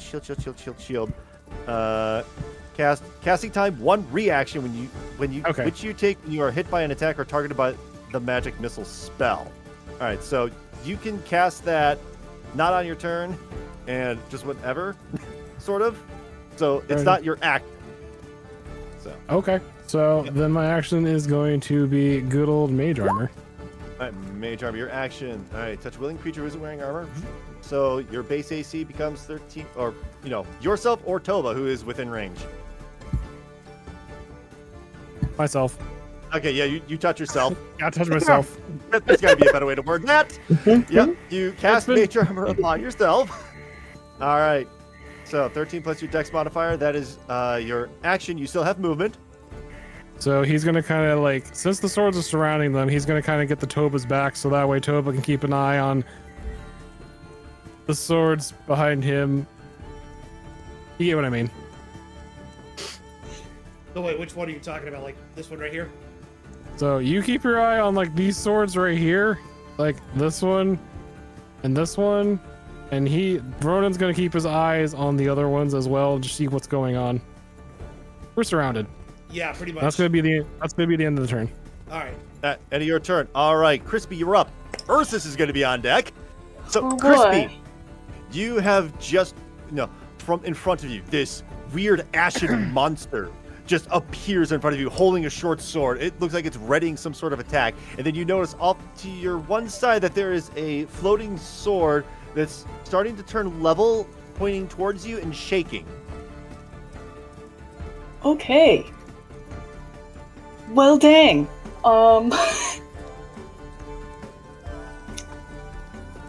Yeah.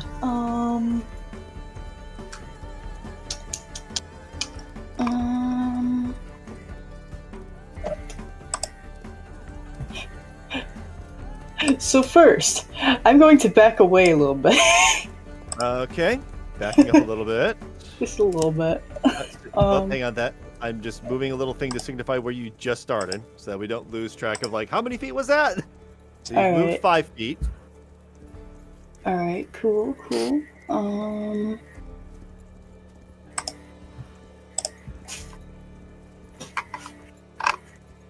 Okay, so I'm going actually wait.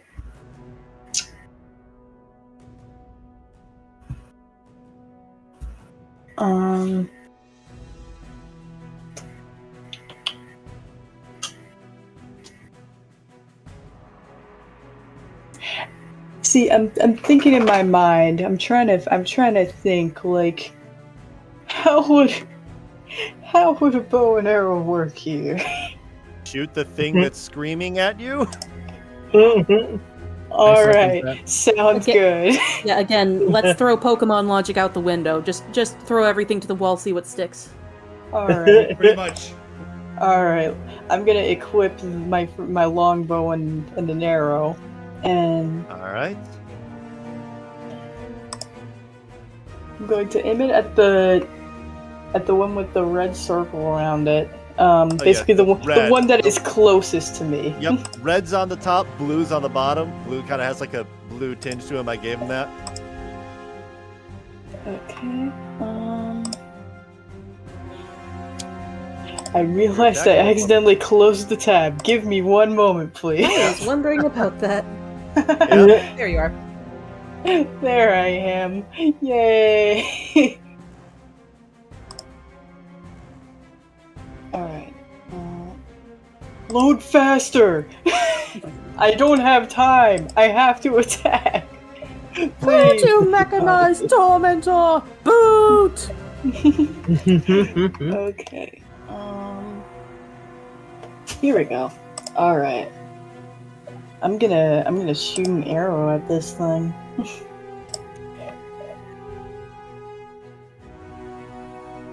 Okay. There it is. There's my friggin' hit dice. There it is.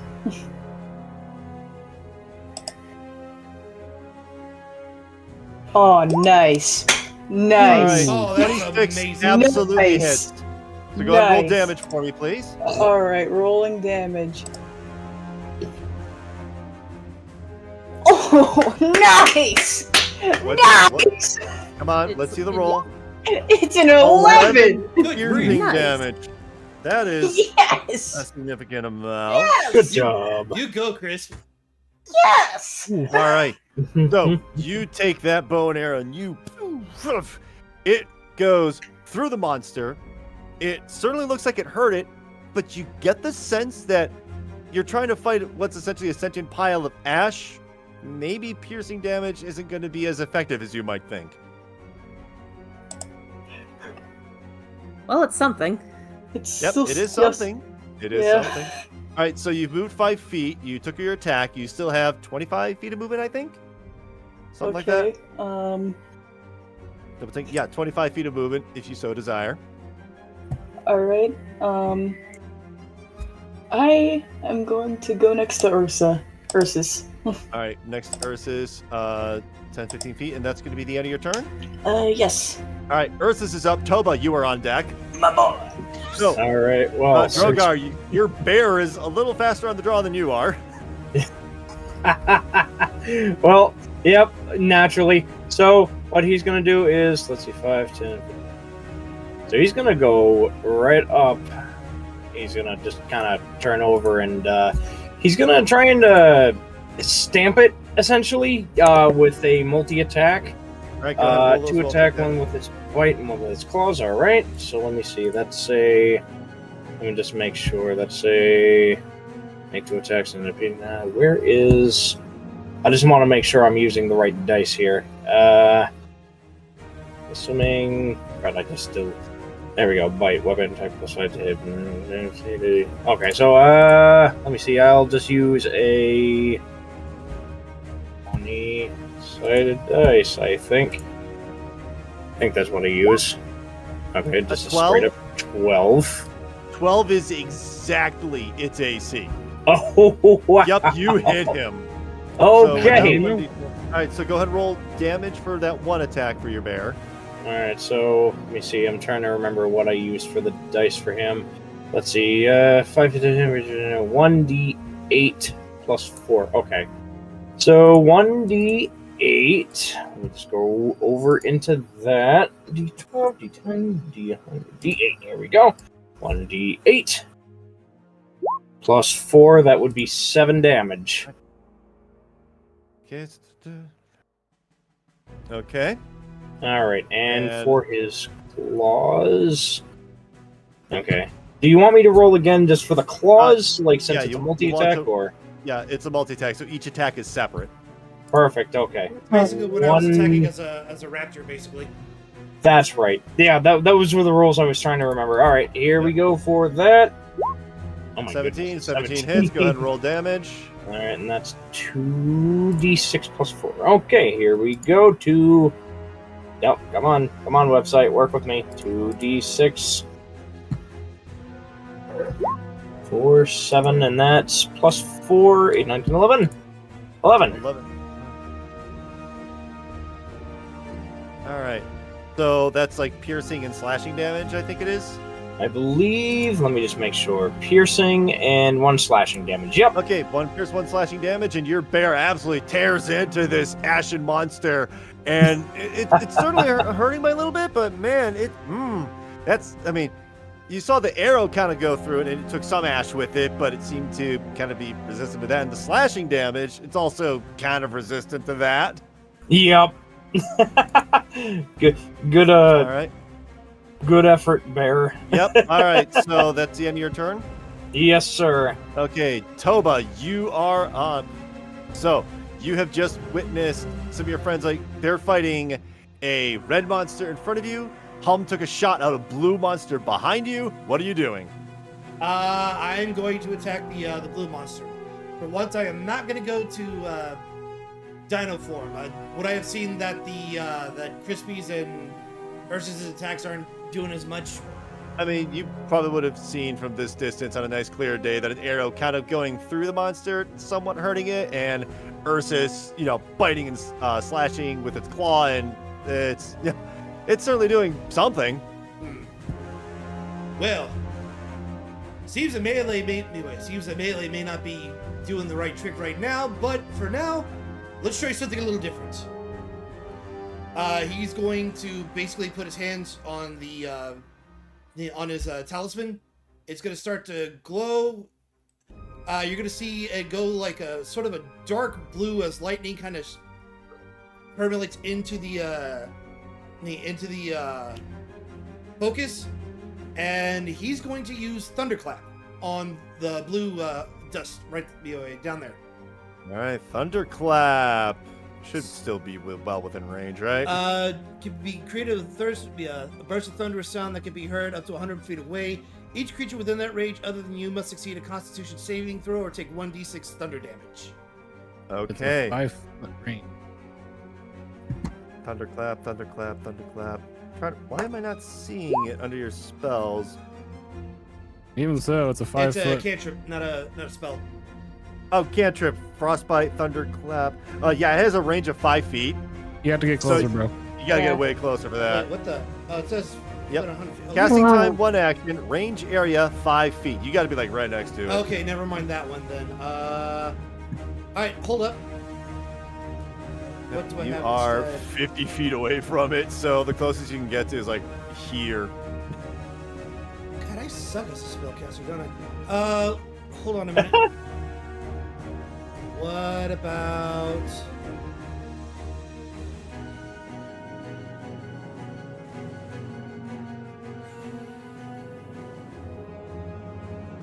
hold on a second. Yep. You can cause a tremor in the ground within range. Each creature other than you in that area must take. It doesn't give a range, so that tells me I probably have to be close for that one. Earth Tremor, Yeah. it says 10 feet, 10-foot range. Oh, there it is, 10 foot. So, yeah, and that's. Let me double check this guy right here. He's a good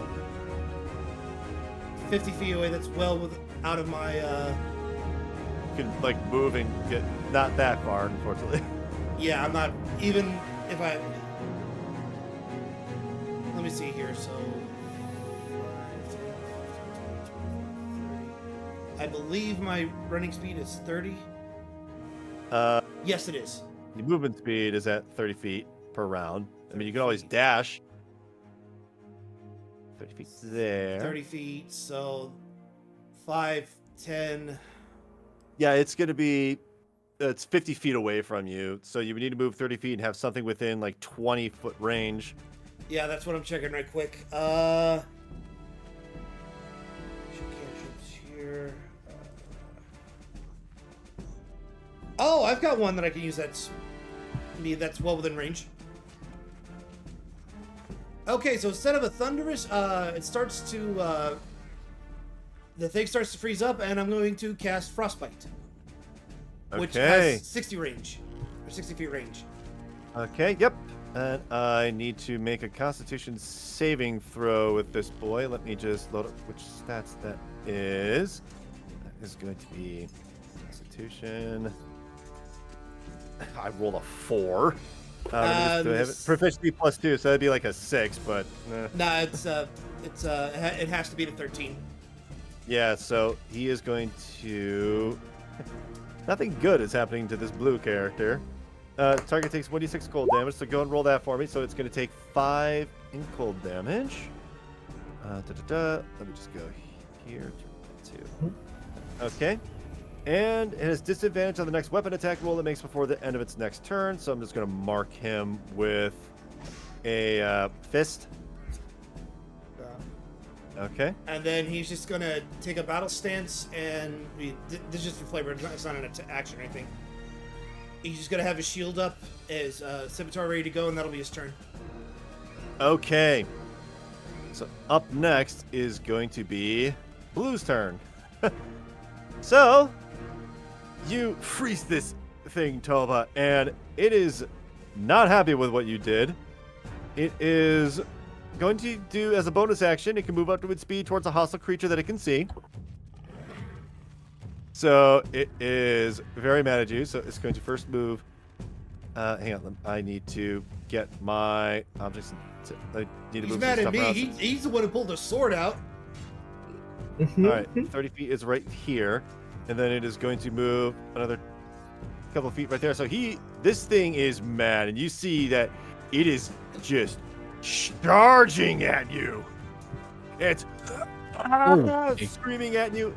Okay, its first attack is going to be at disadvantage because of frostbite.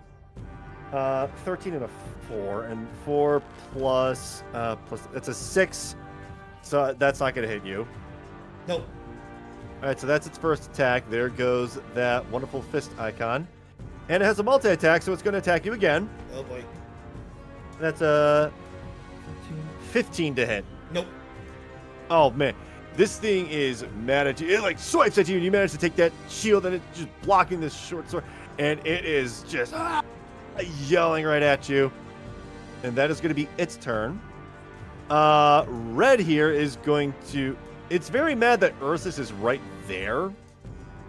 So, yep, it's first going to take an attack on Ursus. Oh goodness, are you kidding me? It's a 3, so that's a 5 against the bear. Oh yeah, no, that's not that's All right. not happening. It's going to attack it again. Oh god dang, are you kidding me? All right, these are going to dice jail. That's a 6. One moment. Oh, not even close. Not even close. Yeah, I'm swapping out. I need to swap out these dice. These must be my player dice. I need the DM dice. Oh no, you can't be using player dice on a DM stable. What? No, you can't do that. No. I mean, these guys are made of a supposedly dead guy's ashes, so Oh, more than one, maybe. at least from what we've heard. Yeah, fresher dice now obtained, and this thing is roaring mad at you. Oh, And, no. he is, honestly, I think the best move is for him just to stay. Well, actually, Ursus would probably have attack of opportunity, right? Yeah, more than likely. Yeah. All right. Yeah, I forgot to add everyone's reactions on here, so that way I keep track of reactions and all that. Yep, he's got the reaction. Yep. That's a reaction. All right. So at this point, it's like looking at, and then it's going to use a. Do I want to make use of bonus? So hang on. So 1, 2, 3. So that's 5, 10, 15, 20 feet. It's going to move 20 feet closer to you, Drogar. Okay. And that's going to be its turn, and it's now your turn. Oh, And all right. You're going to be on deck. Okay. He is. All right. He's actually looking at this thing, and he's actually. I'm actually going to try something very unorthodox here for a barbarian. He's actually going to try to talk to it and see if he can calm it down. He kind of is seeing as though that they're in, essentially a graveyard. He doesn't feel like wanting to kill something that's already dead. He wants to calm the spirit down. He at least has that understanding. So he'd like to try and talk to it. Okay, go ahead and try and talk to this thing. Make a persuasion check for me as your Alrighty. action. All right, persuasion +4. Here we go.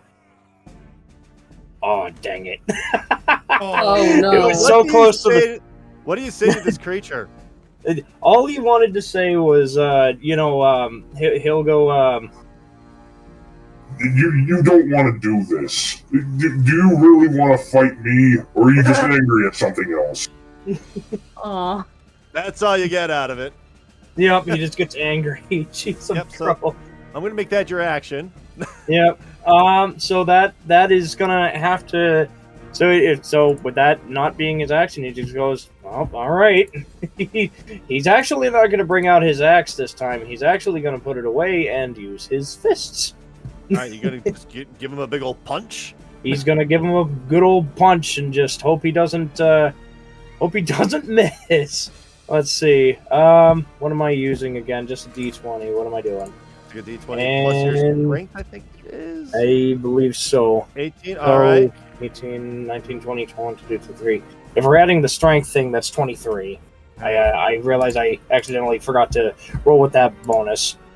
Yep. All right. Okay. So let me see. That would be.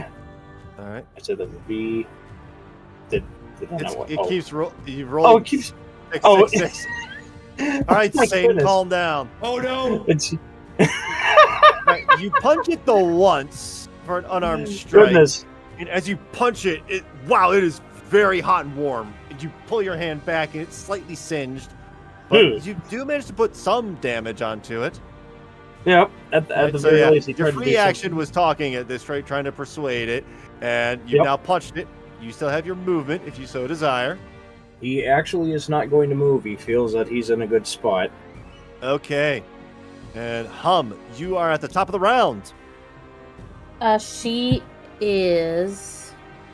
I was doing a little bit of measuring earlier. She's trying to make her way over to Drogar and everyone at the edge of the cliff, because they're at the edge of a cliff. If anything goes absolutely haywire, they're going to be falling.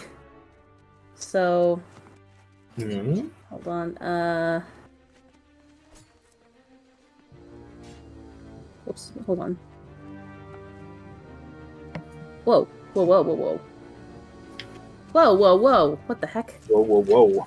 I marked where you started, so we can always go back there. Yeah, could you put me back, please? Yep. I can do that. There we Thank go. you. That is I'm on so top weird. of things. There was. Thank you. That is just weird.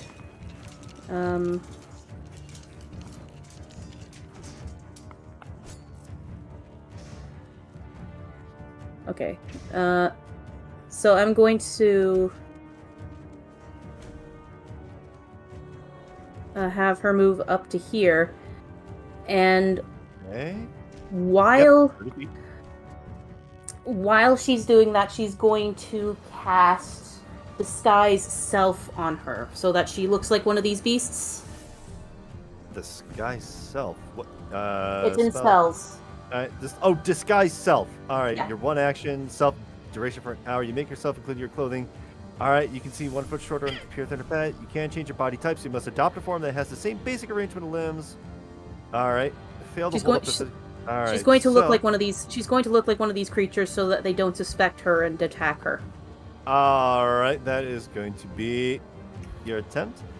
All right, so so some of you have managed to see like Hum as she's running forward, and it looks like she is, as she's running forward, it seems like ash is starting to fall off of her, and then the ash becomes her, and her hood is still there, her eyes start glowing, and her mouth starts glowing, and she's just ah. That's your movement, that's your action. All right, so the next layer action, these swords are going to. I need. Where's the? Do I have a line? All right. So these swords that have been standing here, they all of a sudden just shoot off, just boom, like airplanes. This one is not hitting anybody. So I will just take this. Oh no. Oh no, Crispy! Crispy, no! Crispy, oh god! Why is it not letting me? Oh, because I still have that. All right, so this, I will move this to the GM layer. Might pick that up later. So that sword zoom, goes away. This sword that is up here, if I were to select it, it just goes, just passes right by Drogar and red there, and that goes away. This sword is going to go very far to the south, just shoom, goes. Bye-bye. Yep. Going to move this sword over to where it needs to kind of be. Another sword that kind of just clangs off in the distance, but of course there's only one sword that really matters. Guys, I'm scared. Oh no. Hey Yep. there, Crispy. Yep, y'all should have paid attention to the map. To be fair, I was, but I didn't know when you were gonna make the attack. Oh, no, Crispy, you are going to take, it's not a whole lot of damage, it's just a 1d4. Oh. Well, it's a 4, I Oh, think. So, You you take scared me. 4 slashing damage as this sword, as you were paying attention to this red creature, and all of a sudden, just right past your shoulder, just stink. 4 points of slashing damage as the sword just careens way out in the distance. Some of my hair gets cut off, and while I'm hurting, I'm just like, dang, I'm Alright. gonna have to get a haircut now just to match that. Ooh, what does that number mean? Uh-oh. Checking Oh, What my number? notes. Uh-oh. What number? All right. It's a number. So- that doesn't exist. All of a sudden, as you're doing this, like, as the swords just swipe by, it kicks up a lot of dust and ash, and it is very difficult to see. Everyone's vision is impaired to 10 feet in front of them. Any attack that is made beyond 10 feet is going to be done at disadvantage. Oh, great. Oh boy. So Oh, also, like, okay. spells will have, like, advantage if it's one of those things as well, because you need to be able to kind of see it. But yeah, your vision is now obscured. Oh. Oh right. no. Veronan, Oh. you are up. Crispy, you are on deck. So, Veronan, as these swords whizzing by, all of a sudden it's very difficult to see anything in front of you.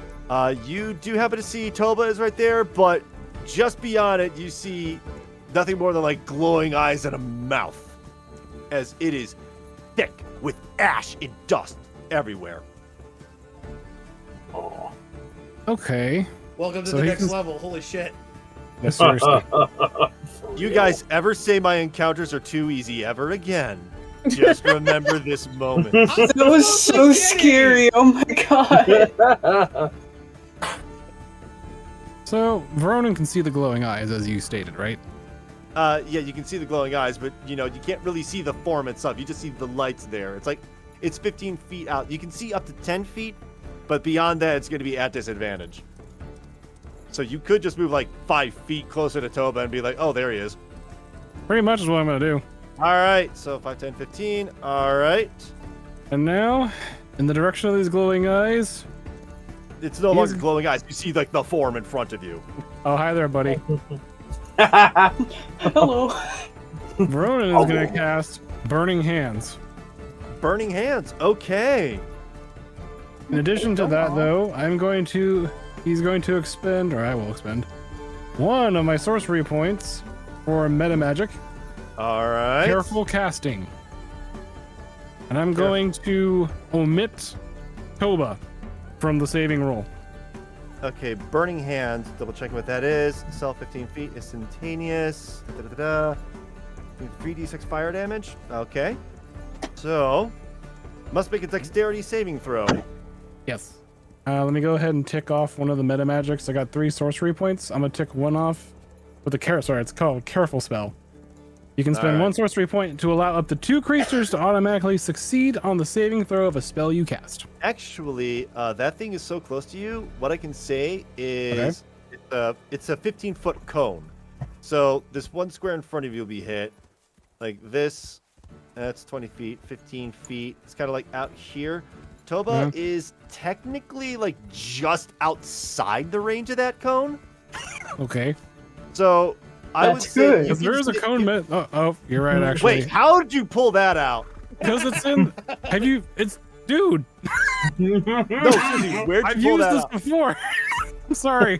There is a cone.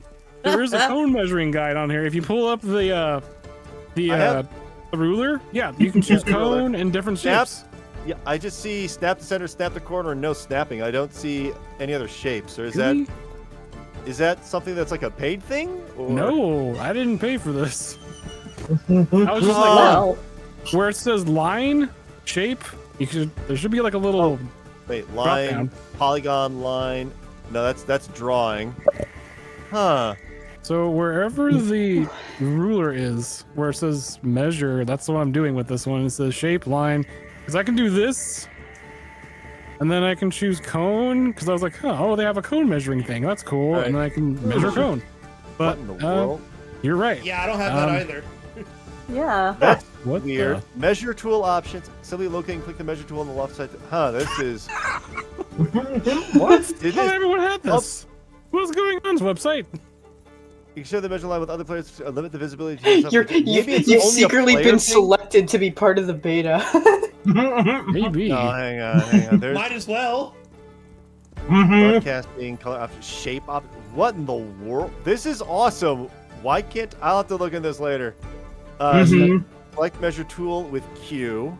Y'all can see the Okay. cone, right? We Yeah, can I see can it. see Yeah, I your can see cone. You can okay. see your thing. Okay. Huh? That's... Changing measurement styles. That's certainly a cone. They have Huh. cone, they have He's trying. circle, radius, square, all sorts of stuff. Why do I not see it on my end? That is weird.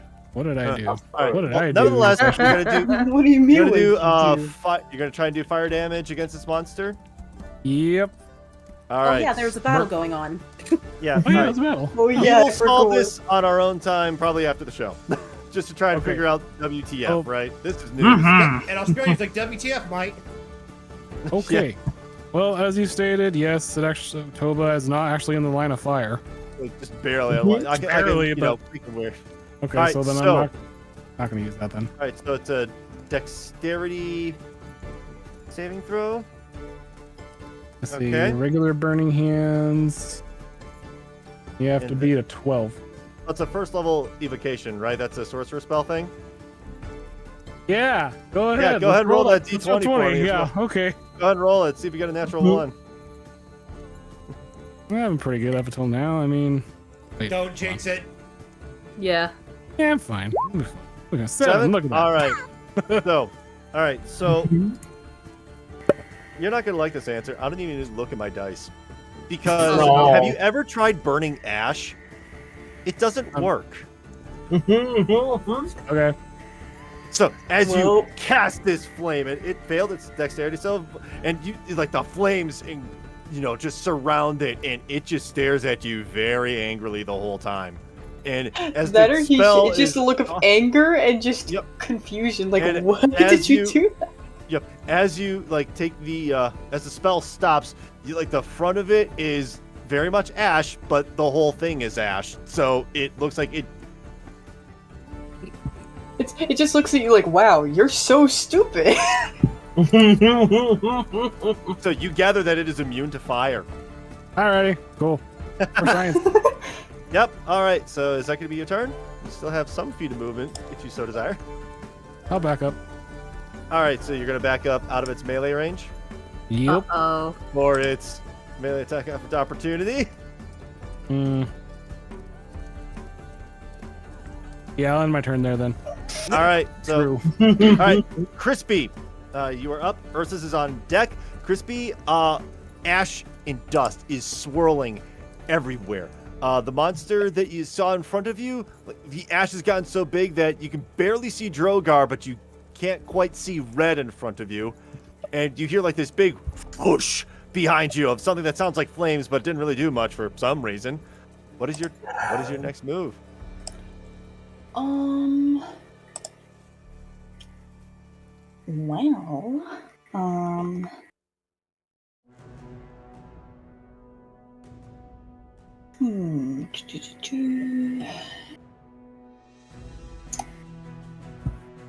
Well, Alright, let me.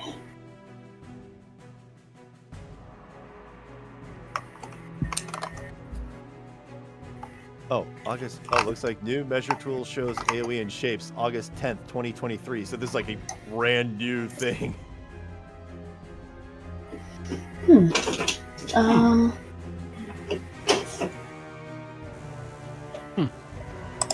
Alright, I'll have to look into that. Excuse me, sorry. So, up, Crispy. Up. Yeah. Move, you run. Nah, leave it alone. Pets being pets. That shit on something he's not supposed to. Yeah, Rexy is a rambunctious fellow. No.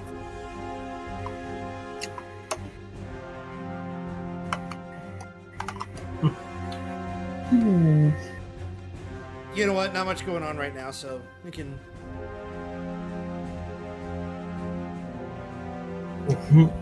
Go on, buddy. Come on. Come on. Good boy. No. You can chill with Daddy for a second. Aw, Just be careful. Drogar has his bear, Toba has his puppy. the best pets. Oh, hang on. The new measure tools build on the work that we started in our toolbar redesign, and it's only available to those who have opted into the new toolbar. Opt in and help us test out. Okay, so it's like an opt-in thing somewhere. How do I opt in? Because I want this. I have no idea. I didn't Maybe you even have know to I re-enter. opted in. Maybe you have to re-enter the game. Yeah. Pardon me. All right, how to opt Yeah, into pardon my multiple. walk. Oh, okay.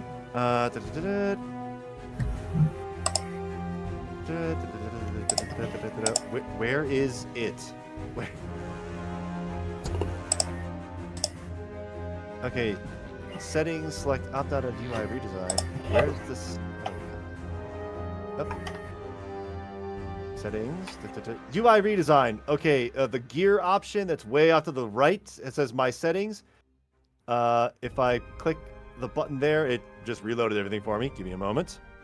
Give me a moment. Alright. Skip the tour. Loading in the ads. Gotta love that. Because I have thought of one of two options. We'll wait until you are finished. All right. Yep. We can do. Oh, that is gonna be so useful. Oh, so very useful. 45-degree, 60-degree cone, 90-degree Hey, cone. you got it working. Yep. All right. Yep. Well, we will deal with that later. Okay, calm down, Wabbit. I'm happy.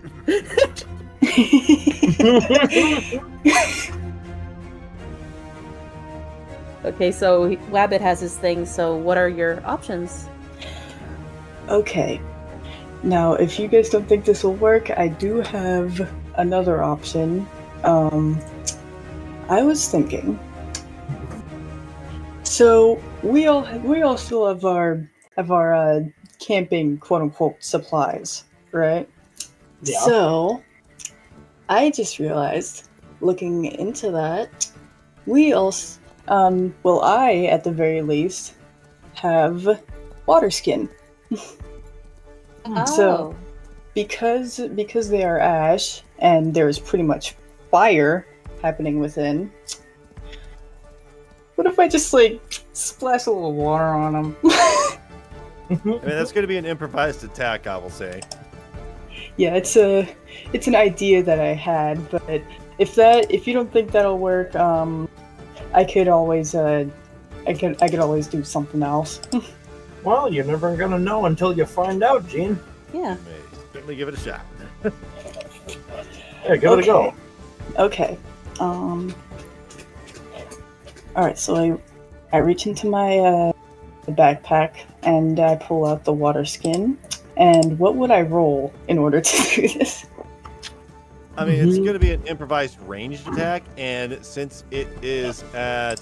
Ooh, I get to use a You fun know new what? tool I got. You know what? Before I do Yep. that,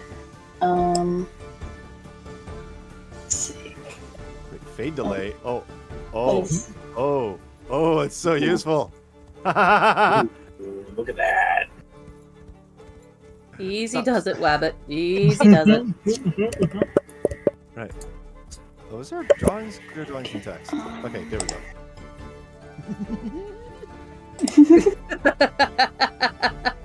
Like all my name days coming at once. All right, before I do anything, can someone erase the line that I just accidentally drew? Yeah, I should be able to clear all drawings and text. There we go. Thank you. Okay.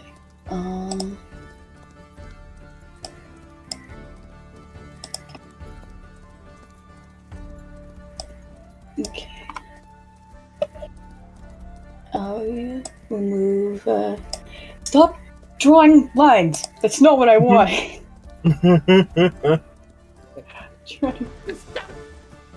It's the little arrow on the top corner. Okay. I would like to move up here first. Okay, move 5 feet closer to the monster. It is very clearly visible in front of you. Yes. Alright. Pull out the water skin, and what roll would I need to make in order to determine... I mean, at this point, are you throwing it at it, or are you, smacking it with it? Because that's going to be like a strength or a dexterity straight throw for that. I was just gonna freaking splash it with water. Splash it with water? Alright, just go ahead and make it a dexterity check. Just a standard dexterity attack. Just add that's my cool thing, because I have a +3 for that. Alright. 17. God damn. 17 does beat it. So go ahead and roll a 1d4 for me. Okay. Oh no. I dropped my d4 on the floor somewhere. That's like a mine. Oh, yikes. There we go. Alright, found it. Okay. Now, crisis averted. Yeah, oh god. 911 no longer on standby. And for those of you who think, oh come on, it can't be that. Yes, it is that bad to step on one of those. Oh, it is bad. Oh, you thought stepping on Legos were bad? Ooh. Yeah, I was about to say. I've tried stepping on a sharp piece of dice. Stepping on a metal D4. 2. Alright. 2. I'm gonna say that's super effective because, you know, it is water, but it's your only water skin. So you pour water on this thing and it starts helping, and I mean, it certainly did something to it. It looked like it was effective, at least. But yeah, it's a very small amount of water. You no longer have water in your water skin. Flash. Right? Yep. Oh, tidal wave. It's okay. I know Drogar will let me. What the hell kind of tidal wave was that? Okay, so you still have 25 feet of movement if you so desire. Okay. Drogar, I'll let you take this one. Alright, so as soon as you move out of its range, it is going to take an attack on you. It's going to be an 11 to hit, I think it is. Yeah, an 11. No, actually, 10, sorry, my mistake. It's a 10 to hit that your does AC. not hit, because I have an armor class so- of 13. Man, I am rolling like trash tonight. I made this encounter so scary, and I just couldn't hit. Alright, so it loses its reaction. Alright, so you hide behind there. Ursus is up. Toba, you are on deck. Alright, well, he is going to immediately go right behind it and do a just a regular claw attack. Right, So one let's regular see. claw attack. Alright. One regular claw attack. Here we go for a d20. Yoink! Oh, a 19. Alright, 19 Ooh. hits. Go ahead and roll damage on that. Let's see. That's a 2d6 plus 4. Okay, 2d6. That's a d8. Whoopsie doodle. How do you get rid of those? There we go. D6 plus 4. Ooh, 14. Ooh. Okay. Woo! Ooh, max damage. Alright. Massive Alright. damage! Alright. So one claw attack, it just goes in and the ashes, you know, it scatters some of the ashes, starts to form up again. It seems like it's very much hurting right now. So, Oh. is that its... does Ursus wish to move any further? Nope, Ursus is going to be right behind the Alright, thing. Toba, you are up. Gotta take a swipe of my scimitar. Alright, go ahead and roll an attack against the blue. 18. 18 Ooh. hits. Go ahead and roll the damage on that. 3. 3 damage against this thing. All right. It's going to go. I mean, at least it's something. Yeah, it is. Yep. You get a very confident hit on its arm, and the arm kind of like falls off, but then like just floats right back into space, like missing a bit of its pinky. Well, it's something. He stands ready, and that's turn. All right, that's the end of his turn. All right, I need to figure out why is it this new menu is not letting me select the thing in the GM layer. Why am draw text, log of war, measure, turn order, dice. Oh, the layers. There we go. Token layer, GM layer. All right, okay. All right, now we're cooking with gas. All right, UI learning. Am I right? All right, so. Blue is very mad at what you just did, Toba, and Veronan. So he's first going to attack Veronan with... Why am I rolling like such trash tonight? An 11 against Veronan. Veronan, does 11 hit you? No. Come on. Mage armor, I'm 13. I rolled a 3 again. He's going to take another swipe at Toba, and it just doesn't work. No. Wow. All my dice need to go to Dice Gulag at this point. Dice Alcatraz. Yep. It's just going to yell at you and be like, Dice that's it. All Alcatraz. right. Yep. Red is going to... Oh, please. Oh, God, it's a 2. No, it's not going to attack against Drogar. And it's going to take a swipe at you again, Drogar. Please be another 2? Oh, that is not even... My dice are saying you are not killing your players today, buddy. I mean, All right, Well, that was already your plan, wasn't it? Yeah, sorry, I was boss, gonna but you said you didn't want to. You said you didn't want to do anything bad. I wanted to put the fear of the like- fear of God, aka me, in No. you, and my dice are No, like, it's- nah. it's like they All swipe at him, but it just feels like dust brushing against him. Yeah, all right. So Drogar, you are up. All right. Well, he's gonna try one more time, but this time with intimidation. He's gonna try and be like, "All right, if you're gonna," he's just gonna slowly bring out his axe, and he says, I'm giving you one more chance to back down. Do so, or else. He just let me screams at see. you. He just screams. Okay, I guess I'm not rolling intimidation. All right, so then I am going to just go ahead, take the broadside of the axe itself, and just practically just try to use it like a hammer and slap it against the face of this creature. All right, go ahead and roll an attack for me. All right, let's see. Hit DC. 8. 8. That's Nope. a natural 1. Yeah, that's a natural. So you take your great axe and you swish, and it, it's like the monster is like its upper half jumps up, its lower half ducks, and the great axe kind of like goes in the gap in between. Just like a cartoon. Yeah. I mean, I'm rolling like trash. I got to do something funny. Gotta do something. All right. He's not gonna move from. Are we Yeah, actually he's in not danger? moving from the. Don't- He's not moving from his spot. This is too good of a Alright. spot to hit. Okay, Hum, you are up. Top of round number 3. She is going So to your move. vision is still impaired because that raid effect is still going on. Most everyone was doing melee attacks, so that's fine. But you Yeah, are just surrounded by dust and everything, and you can only see. That's 15 feet, 10 feet. You can only see like this far in front of you. Okay. Well, My she's going. excuse for using the new tool. Yes. Go ahead. Well, she's going to move up to here. Oh, hang on. Let me just make sure that is. Oh, come on. So token layers. Oh, it's lighting layer. I can't have that. So it's a GM layer. You moved from here and center. Nope. I need the line. Linger. So you moved 30 feet. All right. 30 feet there. And this guy's 20 feet in front of you. The other guy's 50 feet away from you, but you also got like Toba in the way. Yeah. Well, she's going to aim at red. Okay. With Velith's ring. All right. It's going to be at disadvantage with this attack. Right. So you need to roll 2d20 and take the lower. Yeah. I'll just take the lower. 5. 5 in total. That is not going to hit red. Wait, no, not 5 total. Oh. Sorry, hold on. Let me just. 5 plus, I think it's a plus 4 for your. So that would be attacks. 9. Yeah, 9. That's not going to hit it. Oh.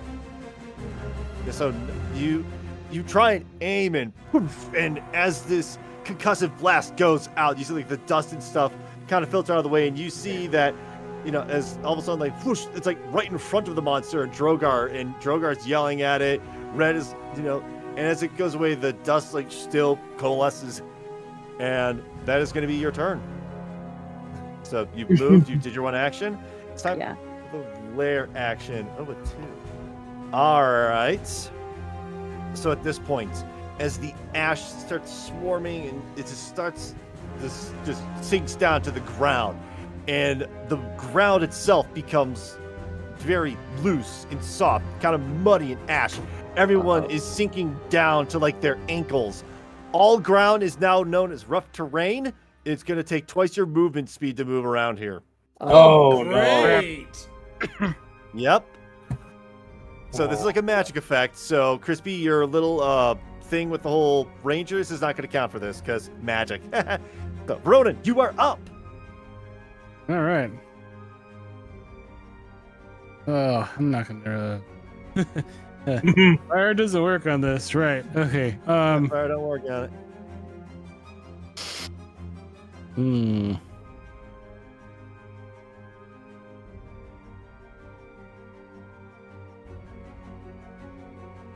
I'm thinking. Okay, so twice the movement speed. Let's see, where's my... Yep. So you can move 15 feet rather than 30. Do-do-do. You get to move this far. Yay! Okay. I'm just gonna go ahead and take... He's gonna take a few steps back. All right. So with that, you're gonna take a melee attack of opportunity. Please roll high. Okay, that's a 19 plus 2, so it's 21 to hit. Can I throw a reaction into that or no? You can throw a reaction into that if you so desire. That's the so it's your reaction and its reaction. So its reaction was 19, so that was a 21 to hit with its sword, and your reaction is going to be that shield thing or whatever. Yeah, I'm just gonna go ahead and take it because this isn't gonna save him at all. All right. Okay. So all right. Oh, finally get to roll damage on this guy. Oh, sweet. Where is how many? Was it 3d6? No, it was just the one. Just the one. All right. Yeah, that's the one. All right, that's going to be 4 piercing damage as you step back away from this monster, and your legs are like sinking into the mud, and you just feel right in the backside. This short sword just hits you. Ooh. Ouch. All right. Yep. Then we're just gonna go ahead and do a second level magic missile on this guy. All right, magic missile. Go ahead and roll that d4 for me. So times 4. All right, that's going to be 12. Okay, that's going to leave him with that many hit points. All right. So points it down, and you slowly cast out the magic missiles. They fly out, and boom, boom, it nails Blue, and the ash is like falling down to the ground. That certainly it hit. So that's your movement. That's your action. You are done. Crispy, you are up. Ursus is on deck. Okay.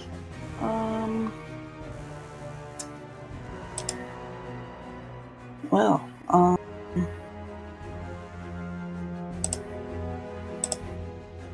think what other D20s do I have? I know I have those novelty baseball-sized D20s, but that's So did you switch the so for that one, did you switch the D20?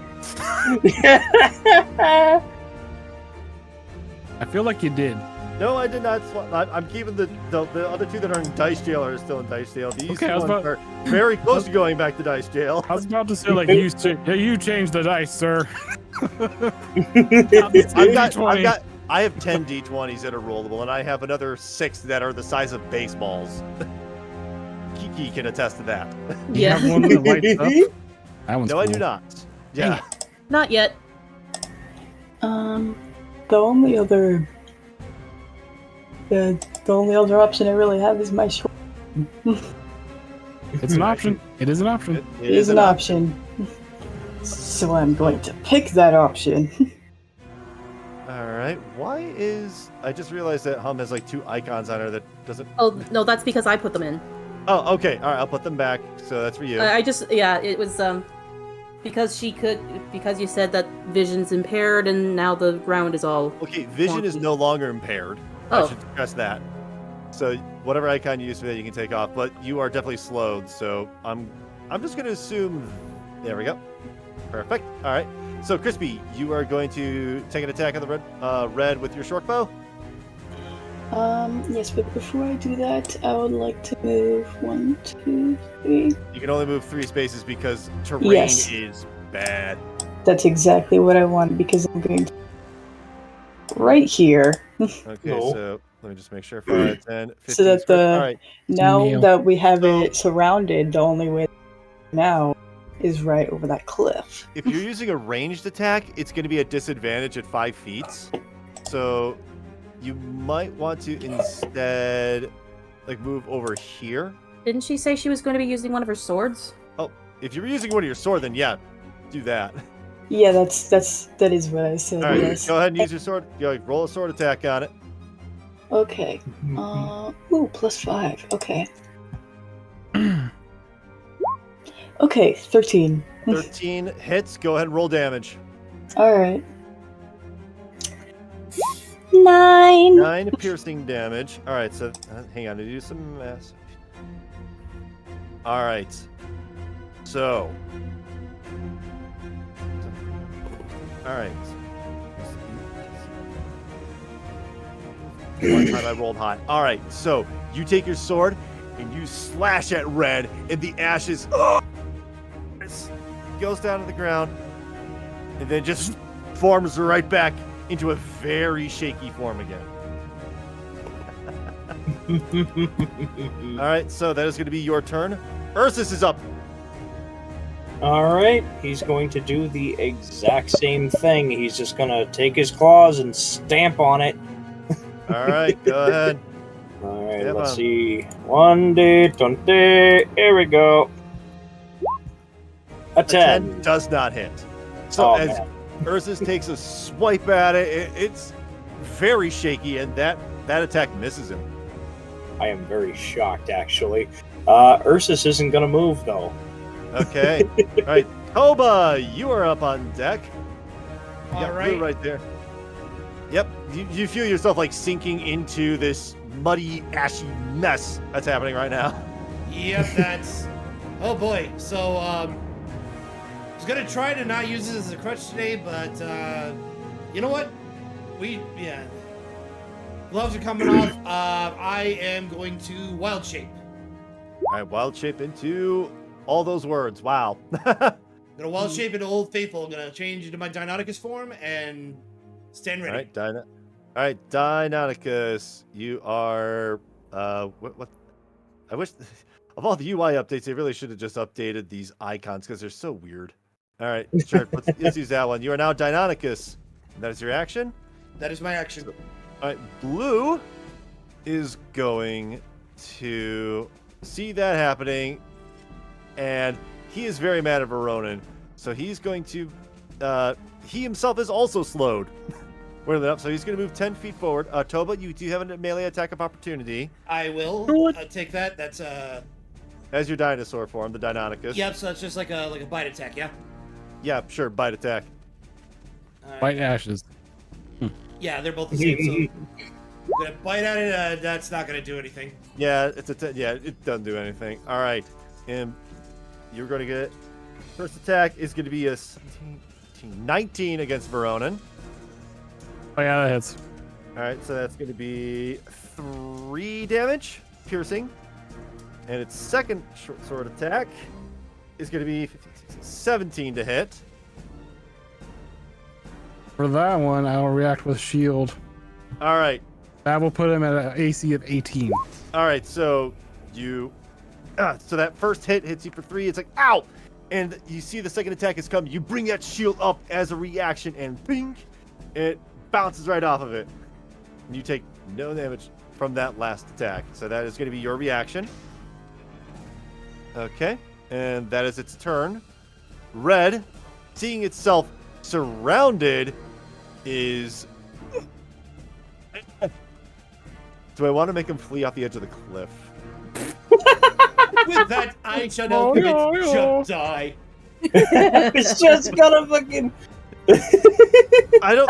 Part of me wants to do that, but also thematically, it's like the raging monster.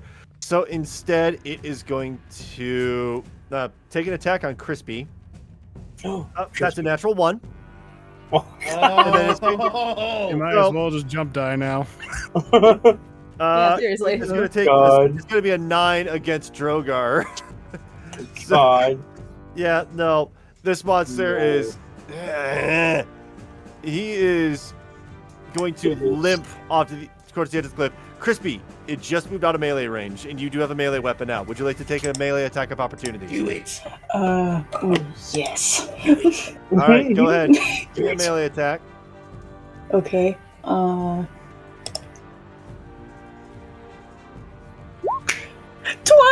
Okay, not a natural 20. Stop So go ahead and roll. buddy. Go ahead and roll damage. 7. 7. All right. So 3. All right.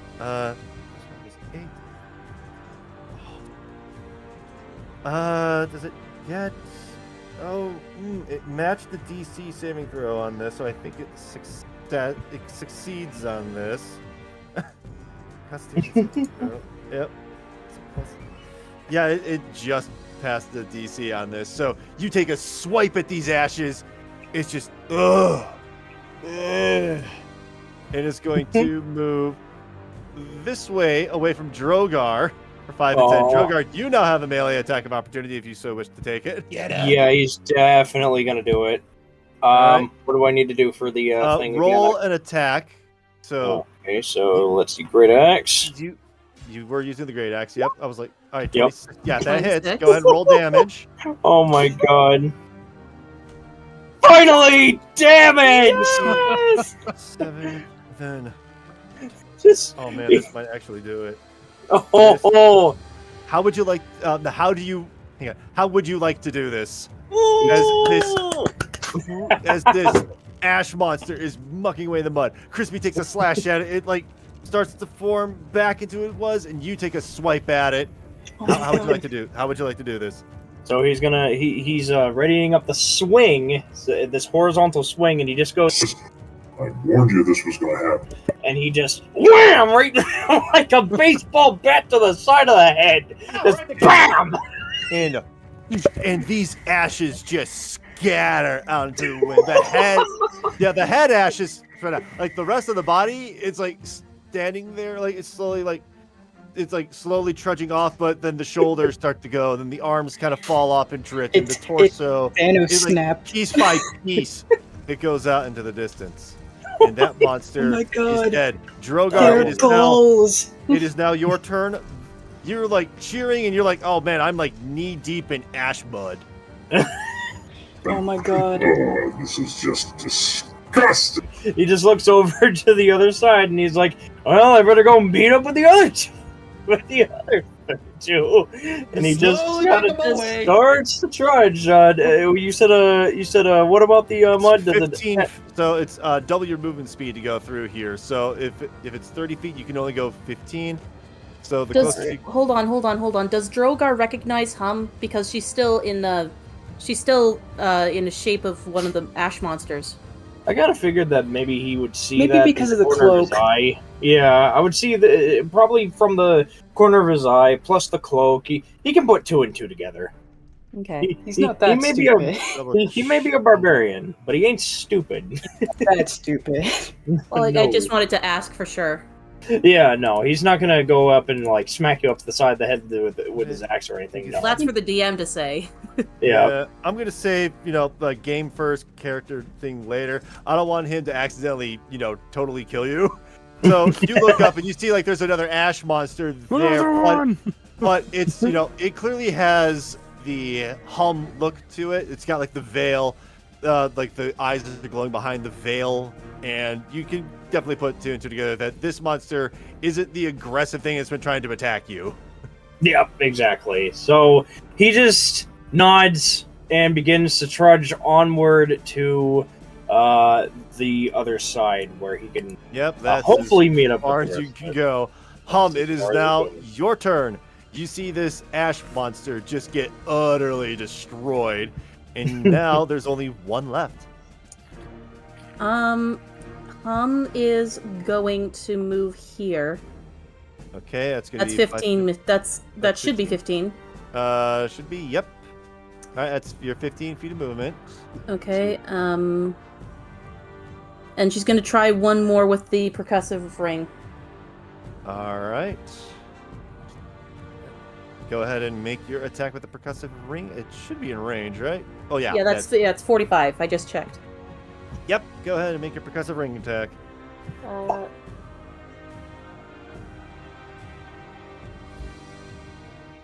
I just rolled a 2. Of 2, so it's 4. Yeah, that ain't hidden. It's okay. Can I... Hold on. No, that's not it. Skills? No. Yeah, I had to make it a custom action in order to have it show up in D&D Beyond. Yeah. Well, I was just wondering if I could cast my thaumaturgy. She, like, as sort of flavor, she accidentally casts thaumaturgy and just screams out, just frustrated, and tried to catch the attention. That's a one action casting time, so you can Okay, scream, so- but it's not going to be under thaumaturgy. Yeah. So you are frustrated as this concussive blast, like it's short, so like all it does is like cover the monster in mud. Yeah. All right, so now it's the layers action. Which one is it going to be? It is going to be number 6. It's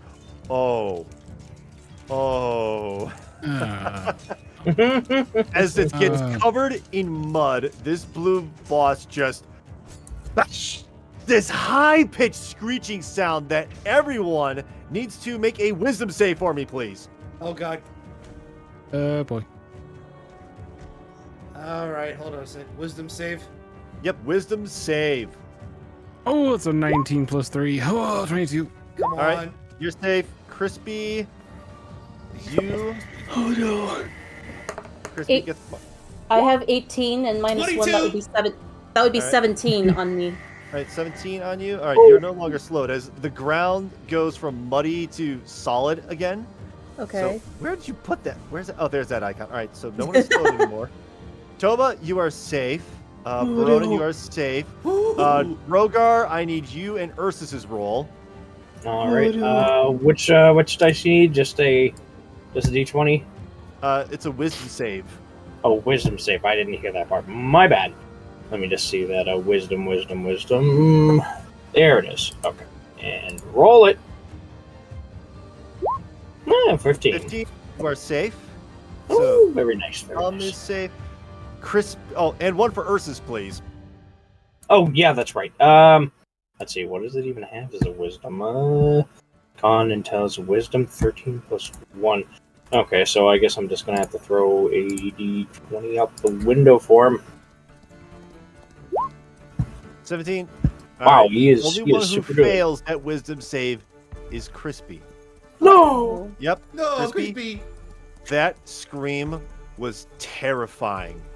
You are now frightened of this creature. You cannot move towards it, and you cannot attack it. I think attacks on it are at disadvantage, actually. Let me just double check the rules there.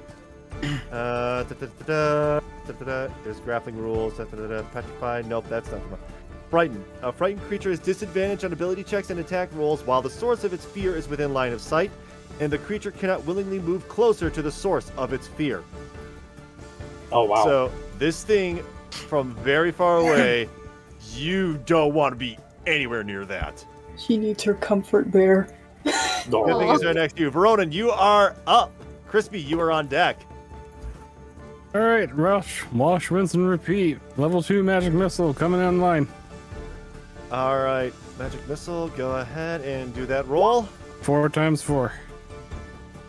4 times 4. Why does it say 5? I don't know. Oh, because it's +1. Sorry. There's a +1 to that. So it's So it's a 4. so it's 4, 5 8, times 4. So You 20. so you added a +1 to that? It's Hang on. by Okay, default +1. Sorry. so default +1. So you rolled a d4, and that ended up being a 4. And there are 3 missiles to this, so that 4 is missiles to it. Level 2, because the second level of magic missile adds 1 extra. 1 extra d4 on top of that. Yes. All right, so that's 4d4. That's why I'm You rolled timesing it by 4. 4. 4, 8, 12, 16 points of damage to this creature. I need to check something real quick on my end. Okay, so that is 8, 12, 16 points of damage, and then shoot. That's How what do I you did. want to? How would you like to do this? Oh my. Oh man. Aww. I'm So doing this the thing math, left and I'm up- like, I can't. It has this. So the funny thing is, like, all those attacks, like, you thought it was almost dead. It has a thing that I gave it where if it reduces the hit points to 0, I can make a Constitution saving throw with a DC of +5 the damage taken. Yeah. And it has a con of 0, and 21 can't possibly roll higher than that. Unless it's like a critical save. You know what? I'll give it a shot. Nope. How would you like to do this? Okay, so after that thing lets out that screech, Veronan's just annoyed at this point, and he goes, "Shut up!" and just hits him with the missile. All right. You hit him with a missile. Oh, and that's a sorcerer thing, right? Oh no. Oh no. Yes, no, he's right. It is. So I have That's to, yeah. roll a d20. If it's a funny effect, I'll let it happen. But come on, give me that natural 1. That's a 5. All right, you're safe. All right. So as you yell, "Shut up!" Those magic missiles, they just boom, boom, boom, boom, boom, boom, just obliterate this thing, as Oh my it goodness. just utterly turns into dust. And it's like there, and the ash like goes from dark gray turns to white, and like the whole thing kind of petrifies a little bit, and then just slowly drifts off into as the wind picks up. It just topples over, crumples, falls into pieces, and the dust just scatters into the wind. And with that, this encounter is over. Woo! Veron's gonna sit there for a moment, watching this thing fade away. His face is going to get very somber, and he's going to like kind of tear up and just say, "I am sorry, my friend. It wasn't my choice." And he'll get like, "It wasn't my choice." He'll start to break down. Toba will come up to you and try to comfort you. Oh. The other drag button. I'm working on. Shush, I'm working on it. Don't ruin I know. Druid. All right. Goodness. Drogar, Crispy, Ursus. Yeah, so Ursus is just going to just slowly go over to Crispy and just make sure that she's okay. Considering he just watched her just like kind of tense up a little bit after the initial encounter, after that scream. Drogar is going to go over to Hum to make sure she's okay, because he didn't even see her half the time. So he doesn't even know if like she was affected by anything at all. And yeah. Is Drogar going to like reach out or something? Yeah, he's just walking over. He just says, very quietly, Is everything okay? The quick checkup, make sure everything's, fine. I'm assuming like Drogar would just put a hand on her shoulder. Probably to keep his distance. Probably not. He's he's literally just walking up and just asking her if she's all right. Just giving her the space because he knew that this earlier today wasn't exactly a good start for her. Hum is just quiet. she doesn't answer. She's heard him, but she just doesn't answer. Okay. Are you still in disguise, by the way? Well, Yeah. that's why I was asking. That's why I was asking if Drogar went out to touch her, because Oh, if he was going, I was going to say like if he like puts a hand on her shoulder, the spell just dissipates and she goes back to her normal self. But if that's not the case, Okay. All right. Okay. Yeah. No. You can dismiss it, like with an action. So there you go.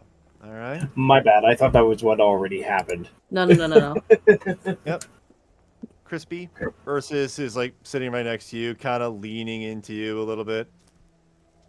Crispy just stumbles a little bit before just leaning into him. Yep. He just hugs the warm bear. No. Oh yeah, Toba, you're still that Archaeopteryx, aren't you? Deinonychus? Deinonychus, whatever it was. You're still the Completely dinosaur. different dinosaur there. Dude, it's 2 a.m. It's loopy wabbit hours. Give me a break. Squoy wabbit hours, got it. Yes. Now, Toba sees Veronan crying, and he just kind of comes up and just kind of tries to comfort him. Okay. As in not dinosaur form, right? I'm still stuck in dinosaur form. He still doesn't know Yeah, how to Okay. get out he of it. can't All change right. back yet. Okay. All right. All right. And I think with that moment, as the sun shining bright and high in the sky, the ashes now scattered out far, far to the north. You all take a moment, breathe in.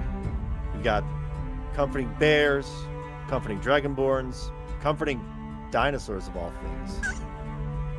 And at this moment, you all realize you've all hit level 4 from this encounter. Yay! Yeehaw! And we'll start the next session at level 5. Wait, we jumped 2 levels? But no, the next, you guys were at level 3, so you jumped up to level 4. So yeah, like I said, loopy wabbit hours, come on! You got it, Chief. All right, yep, everyone's leveling up to level 4, so we'll take care of all that the next week and all that. We all get a Yep. little powwow, all get together. Sounds Yeah, good. works for me. Yep. Okay. We'll start next session on the climb down Mount Zureen. All right. All right. Great campaign, guys. Great session. Fantastic. Yeah. Howdy, folks. Thank you kindly for checking out the D&D World Campaign. If you want to catch us live, you can join us at twitch.tv/Rikkaku and the Sai-Krowe every other Wednesday night at 11 Eastern, 10 Central, and 8 Pacific Standard Times. For updates, follow us on Twitter and Discord. All links will be in the description below. Want to watch another episode, or if you're just into retro gaming in general, keep it tuned here to the Retro Planet. Until next time, may the dice forever be in your favor. Peace, I'm out on the Sai-Krowe.